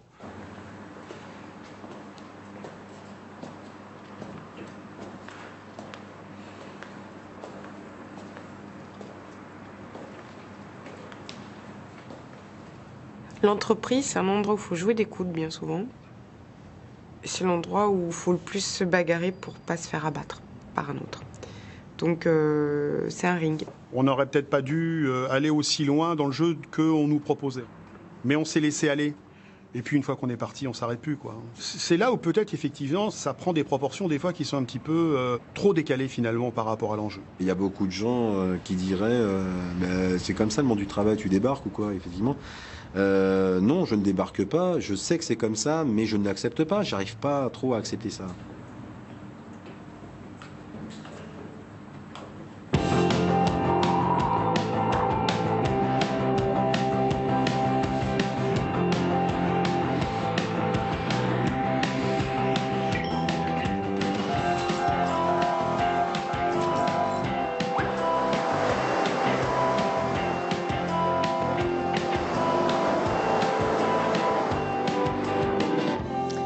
Alors, nous allons passer maintenant à la partie de la présentation de l'entreprise et notamment à la partie présentation du poste. À ce stade, je vous rappelle que nous n'avons toujours pas vu vos CV. Vous postulez au sein d'une entreprise dans un poste de conseiller en prévoyance et vous intégrez un groupe d'à peu près 39 000 collaborateurs qui est un des principaux acteurs de l'assurance sur le marché français et européen. Ce groupe pèse 17,7 milliards d'euros de chiffre d'affaires pour 620 millions d'euros de résultats nets en 2009. Cela vous donne, on va dire, la dimension de l'entreprise. Alors, vous êtes sur un métier de conquête et de fidélisation, mais d'abord de conquête. Donc, conquérir de nouveaux clients, essentiel. Pourquoi? Parce qu'on est sur un marché où il y a énormément de choses à faire. Le désengagement de l'État sur des choses essentielles que sont la santé, la dépendance, la retraite, et l'épargne même, par rapport notamment au taux de garantie des livrets A qui s'effondre complètement. Voilà, on a de la matière, vous avez de la matière. Hein. Est-ce que vous comprenez bien le monde dans lequel vous arrivez? C'est important à ce stade-là. Hein. D'accord? L'entreprise, après avoir fait passer autant de tests, avoir épuisé nos ressources en matière de stress, de réactivité, etc., pour nous avoir tout de même sélectionnés, quelque part, elle nous valorise, elle nous flatte. Quand on a besoin de recruter, on met que les bons côtés en avant. Hein. Je vois pas une société dire bah non, on n'est pas très bon, là on perd des parts de marché, on se demande comment on va faire, c'est la galère. Puis d'ailleurs, il y en a plein qui se barrent au bout de 3 mois, à croire que c'est idyllique. Et là, on va rentrer un peu dans le cœur du sujet. En tout cas, j'espère que ça vous intéresse, parce que là, on passe à la rémunération. Et la rémunération dans les compagnies d'assurance, c'est toujours un peu particulier. Donc, vous allez rentrer dans un monde nouveau. Je vais laisser la main à Grégory qui va... si vous êtes intéressé, parce qu'on peut s'arrêter à cette présentation sommaire. Non, je suis très intéressée. Donc, premier étage de la pyramide, le fixe. Donc le fixe, on va mettre un montant derrière, en fait c'est le SMIC. Donc 1380 et quelques euros aujourd'hui. En fait, c'est le SMIC qui est proposé. Donc c'est vrai qu'à ce moment-là, quand on a cette information-là, on est quand même pas mal déçu, quoi. On se dit, j'ai fait tout ça, j'ai réussi tout ça pour avoir un SMIC. Véritablement, quand ils ont annoncé les chiffres, si tout le monde avait été honnête, à l'instant T, là, on parlait d'honnêteté tout à l'heure, tout le monde partait. Tout le monde partait. On est sur du brut, là, hein? On est sur du brut, oui. Sur les chiffres, c'est du brut. D'accord. Après, les commissions, déplafonnées. Déplafonné, qui est un mot à la mode pour attirer les employés, c'est déplafonné, ça veut dire tue-toi la santé, tu vas gagner ta vie, ou alors éclate-toi, tu vas gagner ta vie. Bon. Chaque nouveau contrat va vous rapporter des commissions, avec un taux de commissionnement fixé en fonction de la nature du contrat. Des questions? La question qu'on a dû vous poser à maintes reprises, mais que je ne peux pas faire autrement que de vous la poser, cette partie fixe. Pourquoi est-elle si basse? Le fixe, dérisoire, inexistant, et puis les commissions éventuelles. Parce que comme tout, c'est toujours éventuel. Alors bien sûr, il y a toujours des exceptions. Ils vous sortiront toujours sur un mois de recrutement ou 2 mois. Ben, regardez, j'en ai 2 ou 3 là. Regardez, ils les font les objectifs. Oui, d'accord, mais les autres, qu'est-ce qu'ils font? Qu'est-ce qu'ils gagnent? On a des personnes qui gagnent très bien leur vie avec ce système de rémunération. On ne veut pas baisser leur rémunération. Ce sont les meilleurs commerciaux du réseau. Très clairement, on ne veut pas qu'ils gagnent moins demain. en donnant plus de fixe à la moyenne. Parce qu'on ne voudrait pas faire exploser notre masse salariale. Comme toute société, on a un modèle économique, il faut le respecter. D'accord, donc, voilà. ça a été calculé dans cette optique-là. Hein. Très clairement, c'est une prime aux bons producteurs. Oui. D'accord. Quand on embauche, par exemple, un petit jeune, on lui propose ça, je trouve ça normal. Mais un mec qui a 35 ou 40 balais et qui a de l'expérience, tu lui proposes quand même plus. Est-ce que si aujourd'hui nous sommes retenus sur ces bases-là, est-ce que ce salaire fixe est amené à bouger au bout d'un certain moment? Non. Non, parce qu'en fait, on est plutôt compétitif en fait sur le marché par rapport à ça. Ah, vous êtes compétitif par rapport à ça? Par rapport au système de rémunération. D'accord, oui, la globalité de la rémunération, on est bien d'accord. Hein. Non, mais même le fixe. Sur la partie fixe, oui, absolument. On est compétitif. C'est-à-dire la totalité de l'architecture de la rémunération est compétitive sur le marché des assurances. Donc vos concurrents sont moins bons que vous, c'est ça? Oui, absolument. J'ai un regard assez caustique et assez vitriolé sur le monde de l'entreprise aujourd'hui, parce qu'on arrive à une forme de reconnaissance qui n'est que pécuniaire. Les commerciaux qui n'arrivent pas à faire leur objectif, mais au bout de 6 mois, ils sont plus là. On les garde pas, parce qu'ils ne veulent pas, entre guillemets, débouler. Donc on a les rotations, si vous voulez, de collaborateurs qui nous quittent. Et puis il y a aussi, je dirais, notre propre sélection par rapport à des collaborateurs que l'on ne trouve pas suffisamment impliqués pour pouvoir réussir le développement qui est nôtre. C'est le fameux turnover dont on parle souvent. Ouais. Et on le retrouve. Il représente quoi d'ailleurs à ce propos? On vous répondra tout à l'heure. D'accord. Hein. On ne nous a pas donné les résultats sur le turnover de la première année, tout simplement parce qu'il est catastrophique. C'est clair. À mon sens, c'est au moins du 40 à 50% minimum. Est-ce que ce sont les salariés qui partent parce qu'ils n'en peuvent plus? Est-ce que ce sont les entreprises qui licencient parce que les résultats ne sont pas atteints? Alors là, est-ce qu'il faudrait peut-être savoir si les objectifs sont atteignables? Voilà, il faut essayer de tirer le vrai du faux, c'est un petit peu difficile. Est-ce que la présentation qui vous a été faite vous donne envie de poursuivre dans les entretiens individuels? Je dirais, quelle que soit votre décision, on respectera effectivement vos choix jeudi. Oui, indéniablement, oui. D'accord. Ils nous ont tellement charcutés, tellement fait trimer pendant 2 jours, on est tellement contents d'avoir réussi qu'ils nous font avaler une couleuvre. Oui. Georges. Oui. Il pourrait dire, attends, il y a d'autres personnes qui attendent, donc vas-y, va-t'en. Donc après, tout dépend, c'est l'acceptation. C'est l'acceptation. Indubitablement. Aucun souci, oui, tout à fait, il n'y a pas le moindre doute. On reste parce qu'on n'a pas le courage de partir. Voilà. Je crois que c'est ça, on n'a pas le courage de partir. On n'est pas suffisamment, je dirais, dans la volonté en disant, bon, écoutez, maintenant ça suffit, arrêtez de vous moquer du monde. Et là, vous voyez comme quoi, il y a eu déjà le travail de sape qui a été fait. On est déjà conditionné en disant, bon, bah ouais, c'est bien, quoi. Bah non, c'est pas bien. Mais non, si, c'est bien. Bon, alors, c'est bien.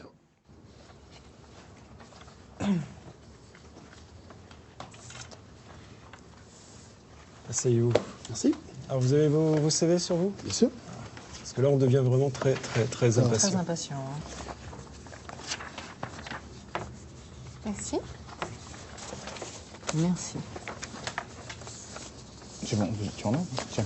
Moi j'en ai un, c'est bon. Tout le monde en a bon, un. ouais, c'est bon. J'avais prévu large. Non, c'est bien. Bien, Gérard, on arrive à l'entretien individuel. Oui. Donc déjà, félicitations pour tout ce parcours que vous avez traversé jusque-là. Très bien. Quand je regarde un peu, on vous donnera une copie du test. Quand on regarde dans l'ensemble, il apparaît plutôt des capacités ou des volontés managériales. Comment vous réagissez face à ça? Qu'est-ce que vous pouvez nous en dire? Vous avez détecté, enfin du moins le test a détecté, je dirais, ma carrière professionnelle, parce que finalement ça tient à ça. Et c'est vrai que je viens d'un monde relativement élargi en matière de profil de société, et que j'ai exercé des responsabilités d'encadrement, et que je m'y suis bien plu. Pour parler quand même très concrètement sur cette question qui est cruciale, c'est à quel poste vous postulez aujourd'hui? Aujourd'hui, si vous voulez, on en parle tout de suite, moi je vous en parle à la fin. Dès le début de l'entretien, quand ils ont commencé à dire « mais vous avez un profil d'encadrement », et tout de suite, j'ai dit « mais on ne va pas en parler maintenant », et ils ont forcé, et donc j'ai été dans leur sens, et on a commencé comme ça l'entretien. J'aurais dû tenir en disant non, c'est pas le but, on en parlera, mais là, on va parler du poste qui nous concerne. Et j'aurais dû plutôt garder mon axe tel que je me l'étais indiqué, et finalement, j'ai dérogé à ma règle. Je préférais mettre mes qualités et mes capacités à un poste alors évidemment qui reste à déterminer en fonction des besoins de l'entreprise, mais un poste d'encadrement avec une formation adéquate, bien évidemment. Simplement, c'est pas ce qu'on recherche aujourd'hui, quoi. Je sais, mais c'est pas grave. Si l'aventure, ma candidature, dans l'instant T, n'était pas retenue sur le poste de délégué, rien ne dit que dans quelques mois, un poste se libère et éventuellement que j'ai le profil qui Un puisse poste de quoi? correspondre.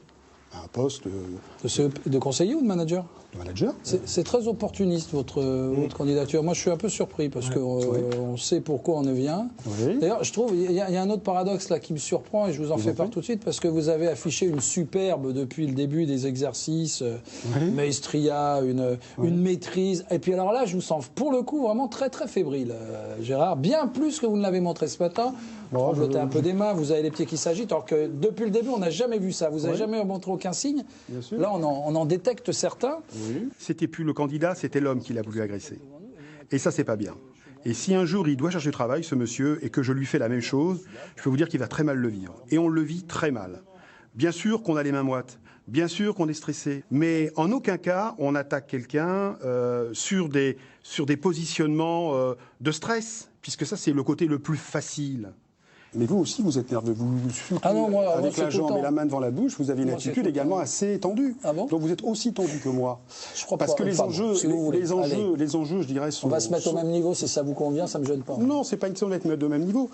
Aujourd'hui, s'il y a une opportunité de rentrer comme manager, je suis intéressé par le poste de manager. Mais comme je suis adaptable, s'il ne faut pas en passer par la case, entre guillemets, délégué pendant 3 mois, 6 mois, 12 mois, pourquoi pas à la limite, pour faire mes preuves, comme vous le disiez très justement, je ne l'exclus pas. Si dans 3 ans, vous n'avez pas ce poste de manager, est-ce qu'on va avoir un Gérard motivé jusqu'au bout dans sa fonction de commercial? Quitte à devenir délégué, je vais être le meilleur. Si effectivement, là, le côté... Alors qu'est-ce qui va faire que vous allez devenir le meilleur? Dites-moi. Je pense que quand même, j'en ai les qualités. En tout cas, je l'espère. Lesquelles? Déjà, je suis persévérant, je suis enthousiaste, je suis convaincant, j'ai le sens de la répartie. Gérard, pardon, je pense que juste un conseil que je vais vous donner. Oui.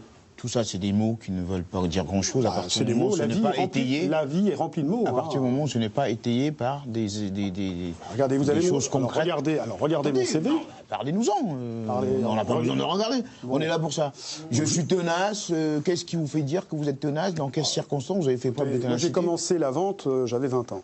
D'accord. J'ai fait un bac. Je suis parti au service militaire chez les pompiers, et quand je suis rentré du service militaire, j'ai commencé à travailler au porte-à-porte. Tu fais plus de porte-à-porte. Vous en faites plus. Donc, si vous voulez, après les méthodes aussi de vente, la manière d'être commercial, différente d'il y a 20 ans. Donc, en effet, il y a une adaptabilité qu'on va vous demander. Est-ce que vous pensez que vous pouvez vous remettre en question et repartir, je dirais, sur des basiques, alors que votre objectif, c'est de devenir manager? Comment supportez-vous la hiérarchie? Non, toute honnêteté, je peux regarder qui que ce soit dans les yeux. Non, j'ai pas de souci. J'ai pas de souci avec la hiérarchie. C'est quoi le souci alors? Qu'est-ce que vous mettez en avant, on va dire, pour réussir mieux que les autres là-dedans? Nous, si vous voulez, on avait une... Pas nous, vous. À moi, en tant que commercial. Pardon, avant de répondre à la question, j'aimerais bien la compléter parce que je ne vois trace d'aucun résultat dans votre CV. Il y a eu un moment où ils sont tous coupés la parole, et c'était à celui qui mettrait le plus la tête dans l'eau du gars pour voir s'il coule ou s'il boit la tasse. Bon. Alors, je surnageais un petit peu, mais c'est vrai que c'est un moment difficile à vivre. Qu'est-ce qui va faire que Gérard, en plein hiver, va se lever le matin pour aller, j'allais dire, faire sa prospection, conquérir des clients Me lever tous les matins, depuis l'âge de 20 ans, vous savez, je me lève tous les matins à 6h30. On peut se lever pour ne rien faire. Ah oui, attendez monsieur, là non. Mais là, je connais pas votre vie, mais moi je connais la mienne, à 6h30, je suis déjà en activité, vous voyez, non. Je me pose pas la question, mon temps, je le compte pas. J'ai travaillé en home office, il m'arrivait de travailler le samedi, des fois même le dimanche matin. Mais quid de la motivation? La motivation, elle est permanente chez un commercial, sinon c'est pas un bon commercial. Chez vous, c'est marrant cette propension, vous avez à parler des autres et pas de vous. Il n'y a pas de généralité là-dedans. Non, mais vous avez la chance d'être avec nous. Oui. Quand arrive ce moment-là, on est un peu comme dans une machine à laver. C'est-à-dire que là, l'essorage est à 1200 tours et la tête tourne dans tous les sens et on sent de l'agressivité permanente. En tout cas, c'est ce que j'ai ressenti moi. Gérard, le moteur de Gérard, c'est quoi? La réussite. J'ai besoin de prouver que j'en ai encore sous le pied, quoi, que je ne suis pas, je dirais, un senior complètement perdu, qui ne sait pas ce qu'il veut, qui se demande si faut-il encore travailler, si ça vaut le coup de travailler, pourquoi je me lèverais, etc. Allô ? Oui, bah, écoute, je viens de passer, là, ils sont en train de délibérer sur ma candidature. Voilà. Oh, c'est du 50-50 à mon avis. Oui, je pense que sur 5. Alors, si tu veux, ce qui me gêne un peu, c'est les recruteurs qui ont déjà des préjugés, quoi. Voilà. Une fois de plus, c'est toujours pareil, c'est les recruteurs qui. Oui, non, pas pour l'âge. Les types, ils sont étonnés de certaines choses, ils se posent des questions. Ils se posent trop de questions, finalement. Ils s'en posent plus que moi. Donc, sur mon envie, sur mon ambition, sur le fait que j'étais manager, mais que je peux peut-être pas revenir à simple collaborateur. Non, un gars intelligent, je pense qu'un niveau au-dessus de ce qu'on cherche par rapport à la durabilité, pas facile à manager, et Dieu sait, bah oui, mais Dieu sait que si tu veux, pour nous, là, c'est le cœur du système. Bah, je serais tenté de dire, les gens pas faciles à manager, s'ils ramènent du résultat, c'est pas très grave. Hein. Ouais, mais malgré tout, il faut qu'ils rentrent dans un système. D'accord ? Ouais, c'est ça, je le vois pas rentrer dans le système. Ça, pour le coup, tu disais, on en a recruté des moments. Oui, on a recruté des moments qui ont réussi et des moments qui sont partis. Là, si tu veux, par rapport au niveau global, on va dire, de nos conseillers et de notre management, quelque part, il est un cran trop au-dessus pour que son intégration soit réussie. On est, si tu veux, c'est Gann, ça, tu vois, voilà, qu'est-ce que je te dis, c'est un peu compliqué. Bah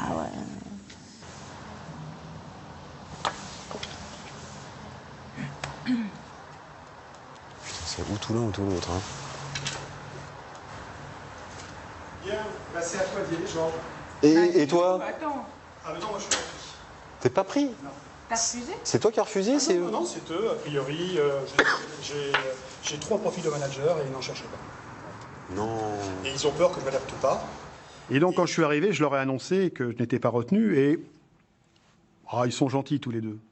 Ils m'ont montré un masque de compassion. C'était Sœur Thérèse, c'était la béatitude. T'es pas pris ? Mais oui, je suis pas pris. Les 2 recruteurs sont là. Ils vont pas vous faire de cadeaux, je vous le dis tout de suite. C'est ça, bien sûr. Ah ouais. Je le savais, je te l'avais dit. Ils font pas de cadeaux. Je te l'avais dit, c'était pas leur truc. Ceci étant, j'attendais pas de cadeaux. Un truc tout bête, j'arrive, tu sais, bon, c'était le début, tu as le temps de te mettre en place en condition, c'est un peu comme chez le client, tu as toujours 1 ou 2 minutes. Je remuais un peu les mains, j'avais un peu les mains moites parce que c'est un peu l'appréhension quand même, tu sais, c'est un exercice. Tout de suite, le recruteur saute là-dessus. On a donné beaucoup de soi-même et on se dit, mais qu'est-ce qu'il faut faire finalement aujourd'hui pour arriver à trouver un emploi ? Jusqu'où doit-on aller ? Georges, à bientôt. Bah écoute, j'attends ton appel. Oui, mais je t'enverrai un email. Ou tu m'envoies un mail en fonction de ça. Quand il y avait le plein emploi, il y avait déjà de la soumission. Les gens faisaient les 3-8 en usine, on ne faisait pas toute une histoire. Et alors là, pour le coup, de la soumission, c'était même pire que maintenant. C'est nous-mêmes qui nous soumettons maintenant. C'est-à-dire qu'avant, on nous soumettait, et maintenant, on se soumet, car si on ne se soumet pas, on perd son emploi. Et donc, ils n'ont même plus besoin de forcer, puisque nous-mêmes, on se met en position de soumission. Imaginons ce soir, vous allez rentrer chez vous et visiblement vous parlez à votre femme, tant mieux. Donc vous allez lui dire, super, j'ai obtenu un CDI au Gann. Très bien. Elle va vous dire, d'accord, mais qu'est-ce que ça va nous apporter ? Alors vous allez lui donner la même réponse qu'à nous, la mise en danger, le goût du risque, le goût du challenge. Ouais, je sais pas.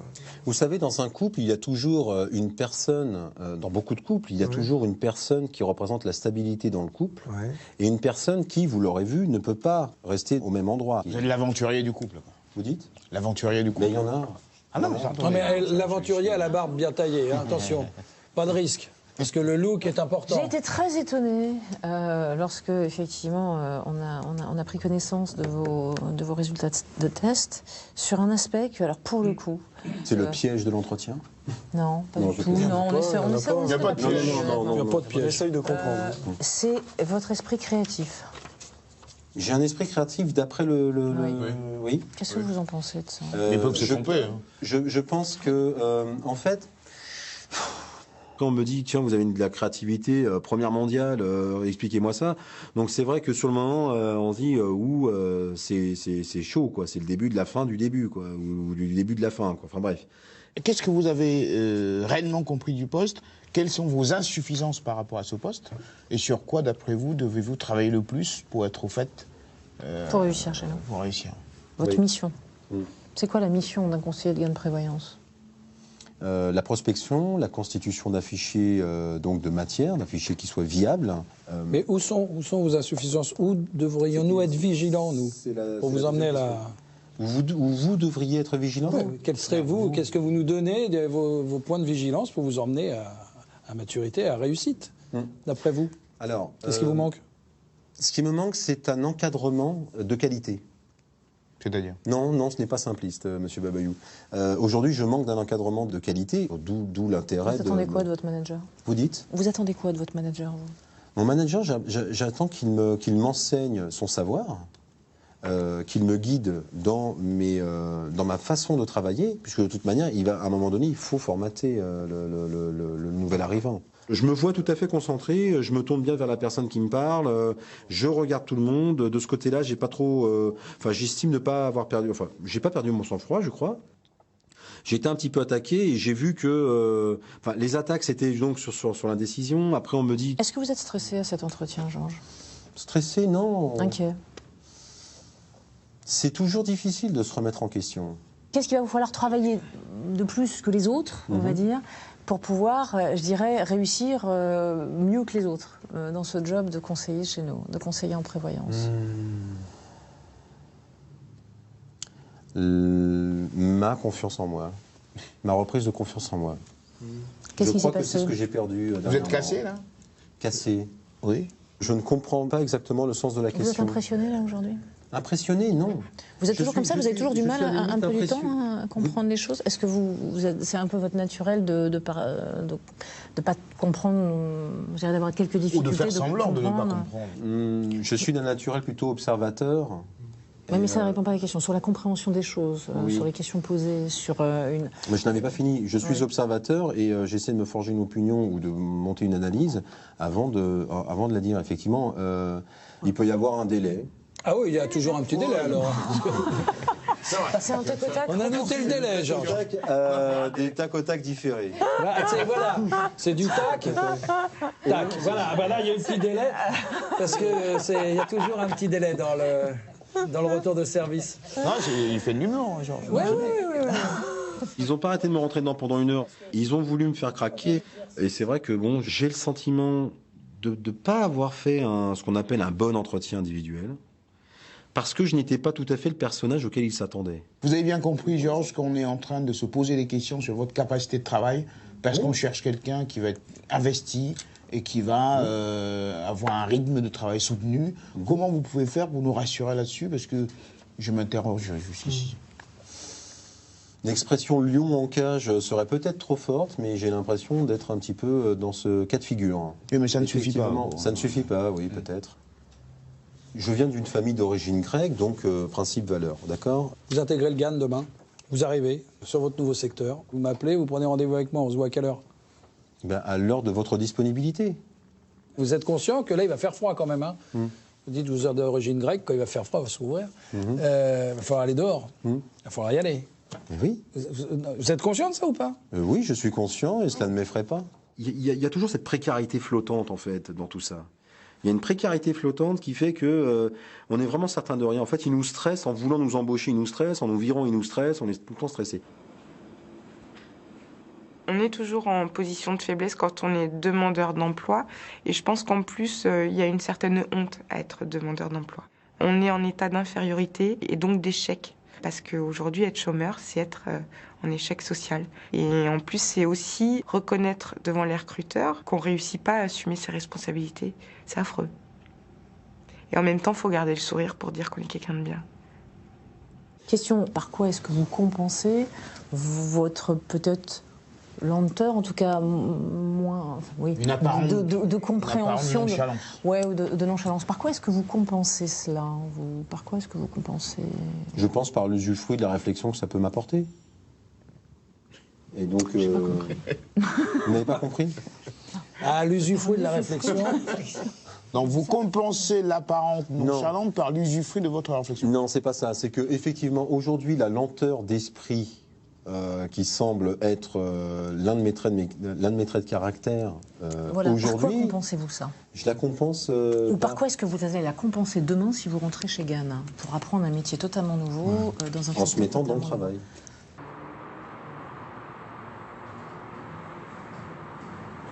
Je m'attendais pas à ce qu'on me donne un avis favorable, vraiment. Et je me voyais déjà leur dire, écoutez, je vous remercie pour cette horreur, bonne fin de journée, quoi. Je suis indécise. On n'a plus le droit de l'être, là. Oui, je sais bien, mais bon. Là, on doit dire oui ou non. Est-ce qu'il peut se structurer? Est-ce qu'il peut être à l'écoute suffisante pour le formater et le mettre, je dirais, en réussite? Je pense qu'il a la volonté, mais est-ce qu'il a la capacité? Alors, moi, c'est non. Grégory. Donc Georges, ouais. Donc Georges, lui, bon, là, il nous a fait un mauvais entretien. On essaye de lui arracher les mots positifs, ce qui le fait rêver, ce qui le fait avancer. Il nous parle de ce qui le fait échouer. J'ai un goût d'inachevé. On a essayé de l'amener, de le faire réagir. Et il est resté très passif. Il nous l'a dit à un moment. Je sens que cet entretien est mal parti. Ben, justement, bats-toi à ce moment-là. Réagis, fais-nous rêver. On ne demande que ça, nous. Caroline.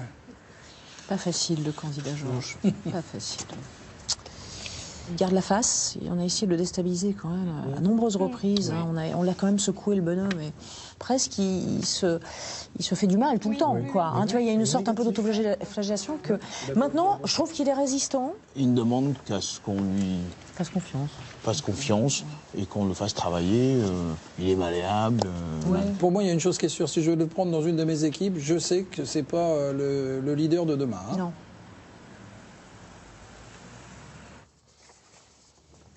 Installez-vous, Jean.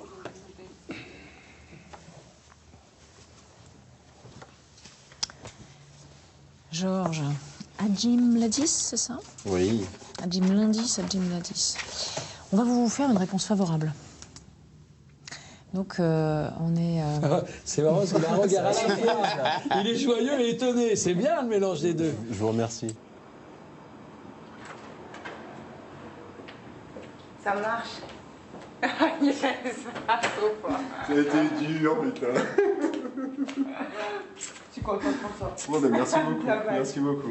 C'est vrai que les délibérations étaient apparemment longues. J'ai pas eu l'unanimité, hein. Mais ah oui, ils me l'ont dit, oui. Oh, l'entretien, il a été assez introspectif.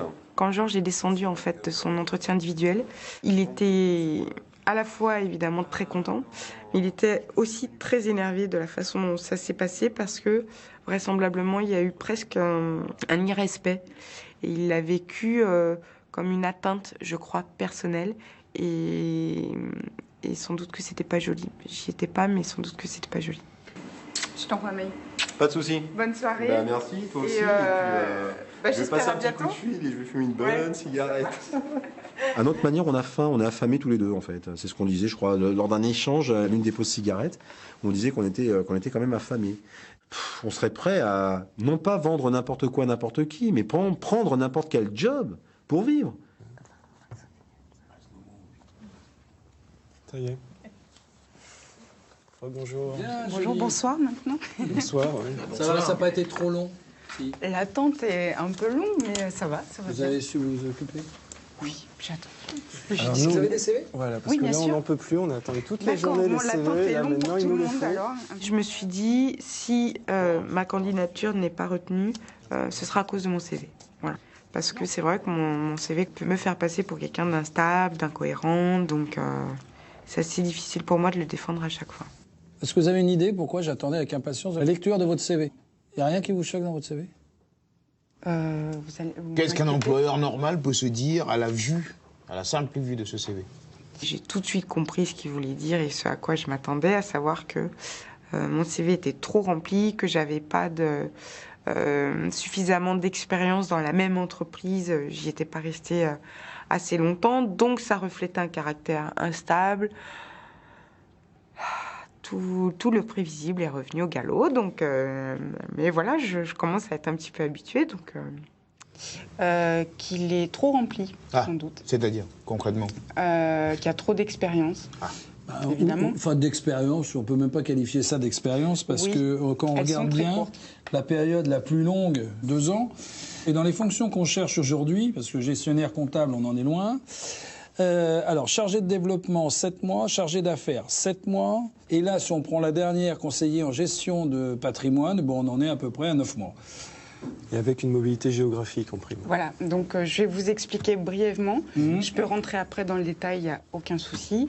Et j'ai essayé de parer au mieux aux petites attaques parce que je crois qu'ils ont été relativement corrects et souples avec moi.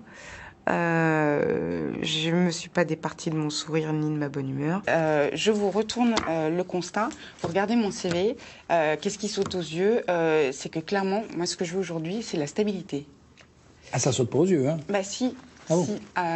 Moi, j'ai une vocation commerciale. Je l'ai, je le sais. J'ai un feeling pour ça avec les clients. Je crois que j'arrive à faire passer le message. Aujourd'hui, les candidats sont forcés de répondre aux recruteurs comme se faisant passer pour la personne que le recruteur attend. Mais en même temps, personne n'est dupe. Ni l'entreprise, ni le candidat. Vous allez rentrer chez vous à 22h30. Vous avez un petit enfant, je crois. Hein? Oui. Voilà. Moi, j'ai plusieurs, en effet, femmes qui sont chez moi, qui ont des enfants en bas âge. Oui. Donc, il y en a qui en ont plusieurs, même. Hein. Et c'est vrai que très souvent, au départ, on dit non, mais il n'y a pas de souci, mon mari est présent, etc. Mais c'est vraiment une certitude de travail de se dire, en effet, si j'ai un rendez-vous, il faut que j'y aille. Si mon bébé il est malade, je ne pourrais pas rentrer chez moi. D'accord. Mon mari, il est dans le secteur du bâtiment. Il part travailler à 5h tous les matins. À 15h, il est de retour. Donc tous les après-midi, il est là. Mon fils, il est en première section de maternelle. Vous n'êtes pas tenu de répondre à cette question. Hein. C'est juste vous dire, décrire le poste, tel qu'il est. Je n'ai pas le sentiment de me justifier. D'accord, ok. Non, mais c'est pour que vous soyez vraiment à l'aise. C'était pour apporter des précisions et vraiment être très limpide par rapport à ça. Les femmes sont encore un petit peu une caricature pour beaucoup de choses. Les recruteurs vont se poser des questions sur leur disponibilité, sur leur investissement personnel, sur leurs absences. Il faudra arrêter de se poser des questions qui n'ont pas lieu d'être. Et vous, en contrepartie, qu'est-ce que vous allez leur amener? Qu'est-ce que vous leur amenez dans la corbeille? Ils vous offrent un job. S'ils vous disent oui, qu'est-ce que vous leur amenez? Une commerciale très enthousiaste et qui ramènera du chiffre.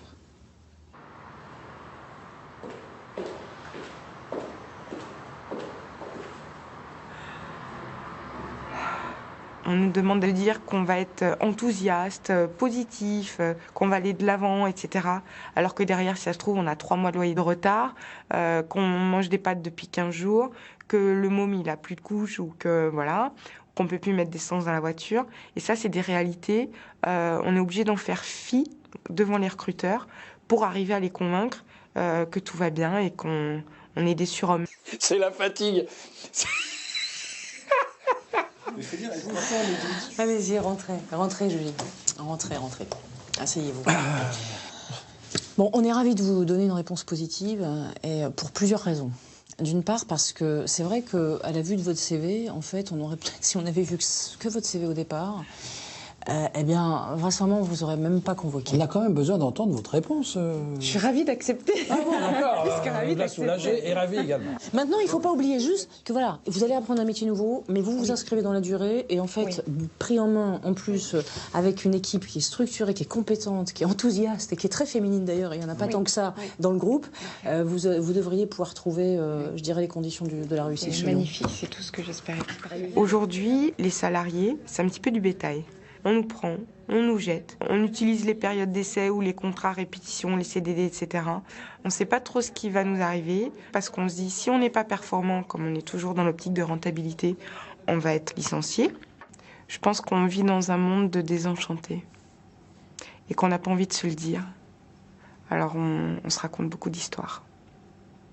Ok, bravo. Okay. Bravo, Julie. Félicitations. Pour cette journée. Merci beaucoup. Bienvenue au GAN, Julie. Merci. À bientôt. À bientôt. Le monde du travail n'est pas tendre. Il faut donner beaucoup pour obtenir un poste. Mais c'est que le début de l'histoire. Hein.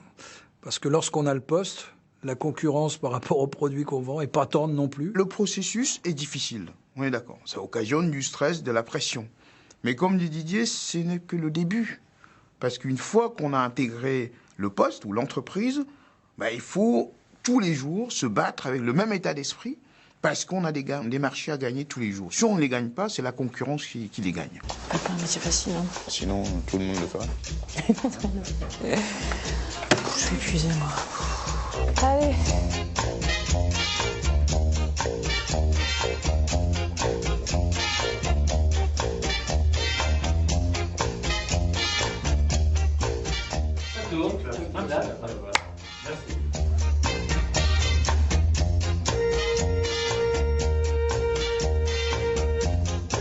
qu'il y ait un bon bilan l'été prochain. Et moi, je ferai en sorte qu'il y ait un bon bilan.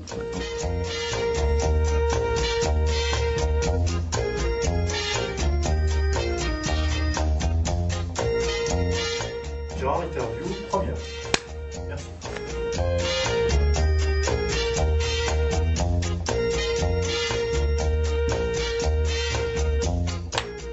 C'est comme ça qu'on commence à Hollywood.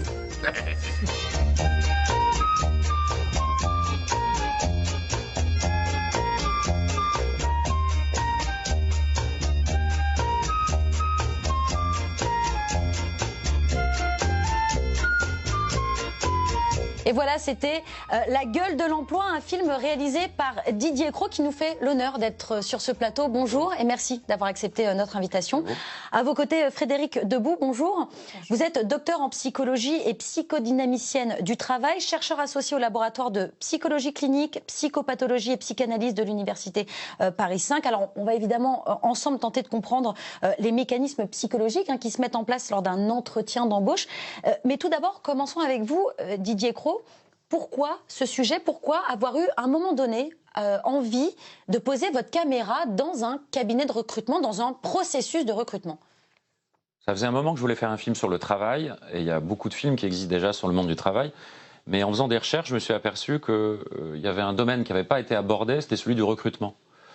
Et le recrutement, j'ai compris en me nourrissant de beaucoup d'ouvrages et en étudiant tous les phénomènes sociaux du moment, que c'est déjà un conditionnement du futur salarié et que ce qu'on attend de lui dans l'entreprise, souvent déjà existe au moment du recrutement. Donc je me suis lancé dans cette idée de film en centrant vraiment sur un recrutement plutôt de groupe collectif, parce qu'il en existe évidemment, comme chacun sait, individuel, c'est même la plupart du temps le cas, mais il en existe aussi de collectif parce que ça mettait en avant les dérives qui peuvent vraiment exister dans ce domaine.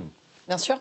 Est-ce que ça a été compliqué? C'est un milieu assez opaque, finalement. Les cabinets de recrutement restent assez secrets sur leurs techniques, leurs méthodes. Ça a été compliqué pour vous de trouver quelqu'un qui accepte d'être filmé? Ça a été très long parce que j'ai rencontré une quarantaine de cabinets.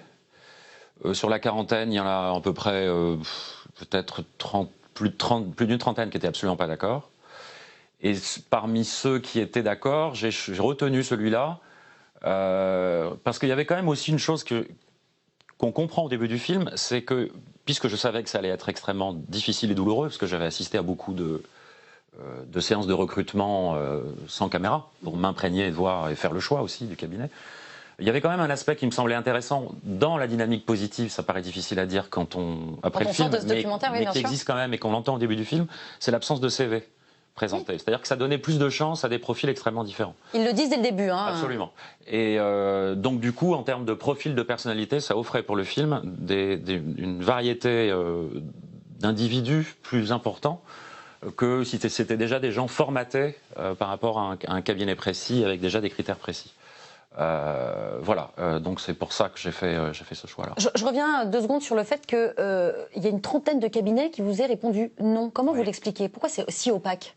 Parce que je crois effectivement que les pratiques sont souvent limites, pas toujours respectueuses. Alors je ne veux pas incriminer évidemment tous les cabinets de recrutement, c'est pas l'idée, mais il y a quand même une grande majorité de cabinets qui fonctionnent comme ça.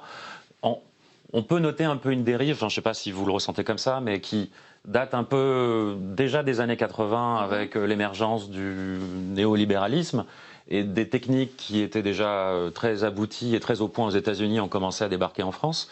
Puis surtout, on a externalisé la dynamique du recrutement. Jusqu'ici, c'est surtout le directeur des ressources humaines. Le DRH qui s'en occupait. Absolument. Et on a commencé à confier à des cabinets extérieurs le recrutement. Et bon, pourquoi pas en termes d'efficacité, sauf que ça pose un problème, indépendamment de certaines pratiques qui ne sont pas très tolérables, comme celles qu'on voit dans le film, mais que c'est une façon de déresponsabiliser le directeur des ressources humaines. Si ce n'est pas lui qui directement l'a recruté... Ça le déculpabilise dans la suite de... Tout à fait, et donc on est plus à l'aise pour pouvoir licencier, du coup. Donc c'était aussi ça qui était intéressant, c'était non seulement un recrutement de groupe, mais via le biais d'un cabinet privé. Le documentaire a été réalisé en 2011, si je ne me trompe pas. Frédéric Debout, est-ce que ce type de méthode est encore aujourd'hui utilisé? Oui, Tout à fait, elle se perfectionne. On assiste même à un recours aux nouvelles technologies. Par exemple, on peut tout à fait faire, pour reprendre ce que vous disiez sur l'externalisation des fonctions RH, on peut faire un entretien d'embauche par Skype, mais via en plus une chargée de mission en recrutement. Donc le DRH, lui, après, n'a que des grilles qui sont codées par les chargés de mission. Donc il y a une forme de mise à distance, effectivement, entre les candidats qui vont entrer dans l'entreprise éventuellement et la direction de l'entreprise. Comment vous l'expliquez, cette prise de distance ? Il y a une forme de déculpabilisation, justement, du DRH qui pourra derrière... Enfin, pardonnez-moi l'expression, mais virer plus facilement les gens. Sans doute. Et je pense qu'il faut aussi inclure ou accorder une place aux stratégies défensives des RH eux-mêmes. Ils ne sont pas exclus de ce qu'on voit dans le documentaire, de cette forme de servitude volontaire, ils sont en compétition des gens. Ils sont pris également là-dedans. Ouais. Et pour le faire, ce travail, sans souffrir éthiquement, on peut avoir recours à un tas de stratégies, de tas d'outils, et la mise à distance de l'autre, pour ça... c'est parfait. Voilà, l'algorithmisation des choses, pour ça, c'est parfait. Comment vous expliquez, Didier Cros, que les candidats étaient d'accord ? Est-ce que ça a été difficile de les convaincre, ou est-ce qu'au contraire, ça s'est fait assez naturellement ? Parce que je veux dire par là, un entretien d'embauche, c'est quand même quelque chose d'assez intime. Absolument. On se dévoile un peu, et on n'a peut-être pas envie que tout le monde connaisse ces trucs et astuces. Je pense que ça a été déjà avant tout courageux pour les témoins. Parce que c'est effectivement se mettre en fragilité quand on est dans un entretien d'embauche, même si on est sûr de soi et de ses compétences, on est toujours en situation de fragilité. Donc je leur suis reconnaissant, profondément reconnaissant, encore aujourd'hui, d'avoir participé à ce film, surtout dans un contexte que moi je connaissais et qu'ils ne connaissaient pas, évidemment, puisque j'avais déjà fait des repérages et observé cette technique de recrutement. Et pour ce qui est de l'entreprise et du cabinet de recrutement, je crois que, et c'est peut-être ce qu'il y a de plus douloureux peut-être à formuler, c'est qu'ils ont accepté parce qu'ils ne mesurent pas la violence qu'ils génèrent. S'ils avaient perçu la violence générée, ils n'auraient pas accepté puisque ça donne une image négative de soi. Mais en fait, ils l'acceptent parce qu'ils sont persuadés de pouvoir rendre service à l'entreprise en proposant des bons choix de recrutement et que tout ça n'est juste qu'un mauvais moment à passer, qu'il n'y ait pas une remise en cause des gens en eux-mêmes, que voilà, c'est juste une mise à l'épreuve pour essayer de dégager le meilleur de chacun. Il y a une forme de logique d'entreprise et de recrutement autour de ça en réalité.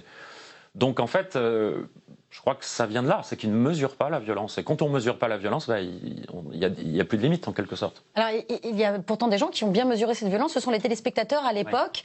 Ouais. C'est un document qui avait choqué, qui avait heurté pas mal de personnes qui se sont retrouvées face à ces images. Je pense à un homme qui avait même créé une page internet pour divulguer les adresses, insulter les recruteurs en question.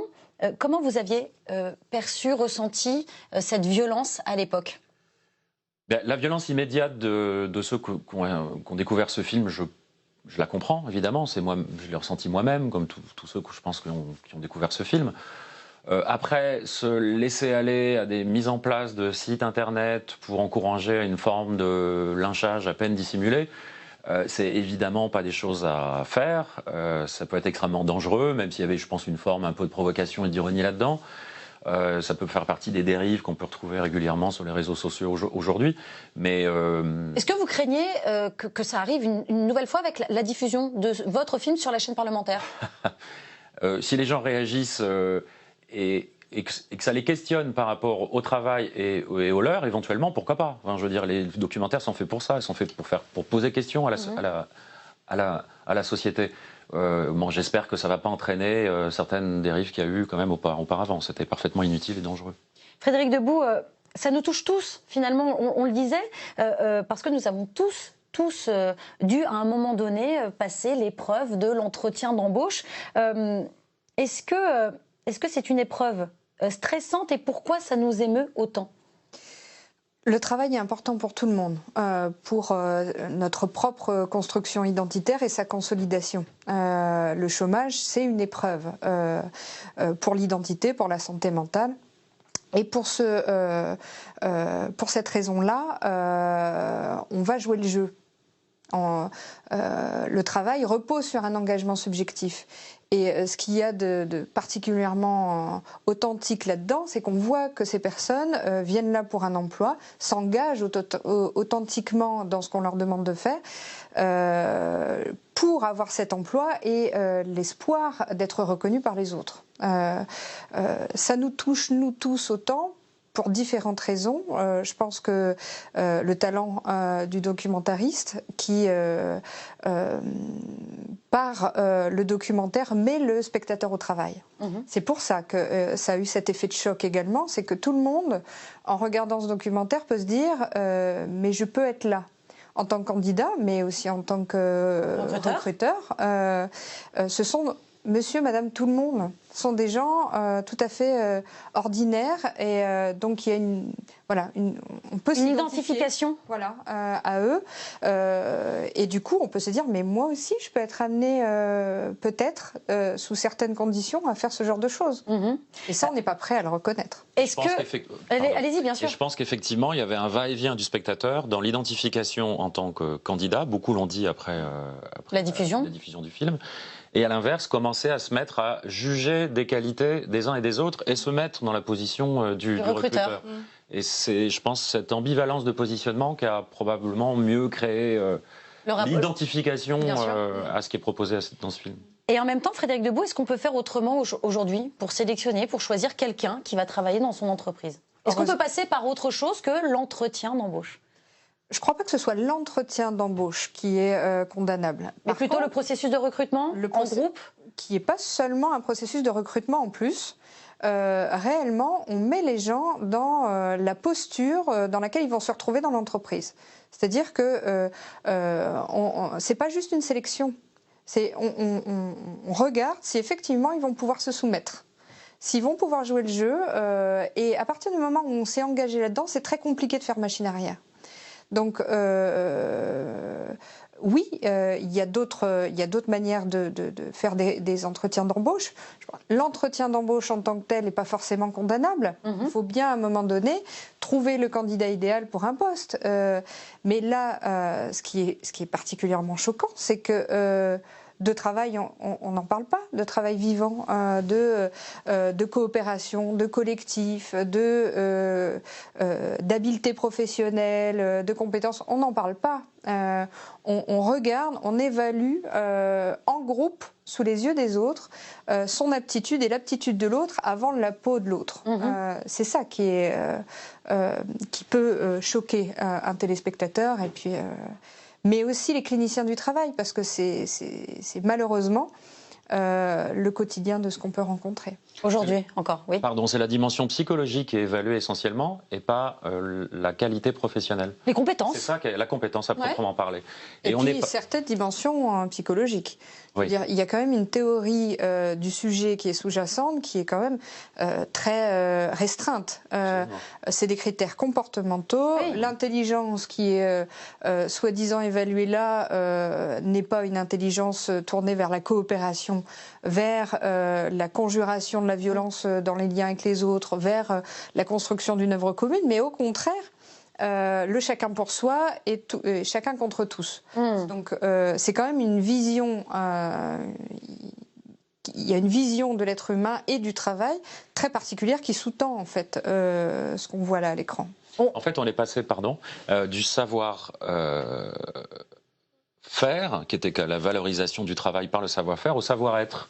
C'est le conditionnement, c'est le comportement qui domine et on préfère d'une certaine façon, c'est pas valable pour tous les métiers, c'est pas valable pour tous les types de recrutement comme vous dites, mais plus attaché à la capacité de se soumettre aux règles de l'entreprise ou s'adapter aux règles simplement, sans même être dans une logique de soumission, plutôt que la compétence véritablement. Et ça détruit, comme vous dites, je pense, ce qu'on attend du travail, parce qu'on se construit par le travail, on construit le monde par notre travail et en retour, le travail nous construit. Et on perd petit à petit dans beaucoup de grandes structures cette essence-là. Et D'ailleurs, ce qui est assez signifiant, il faut quand même le dire, c'est que ça touche surtout les grosses structures, ce type de recrutement. Dans les petites PME, on est moins soumis à ce genre de choses. Donc, il faut que les gens se rassurent, c'est pas partout.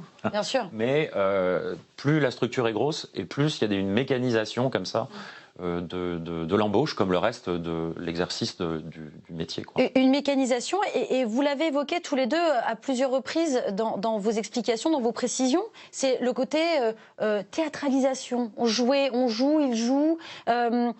Finalement, des deux côtés, on joue une forme de partition, chacun joue un peu la sienne. Est-ce qu'il y a une forme de théâtralité? Est-ce que surtout, vous l'avez senti, vous, Didier Cros, en filmant les choses? Est-ce que vous avez bien perçu avant, quand la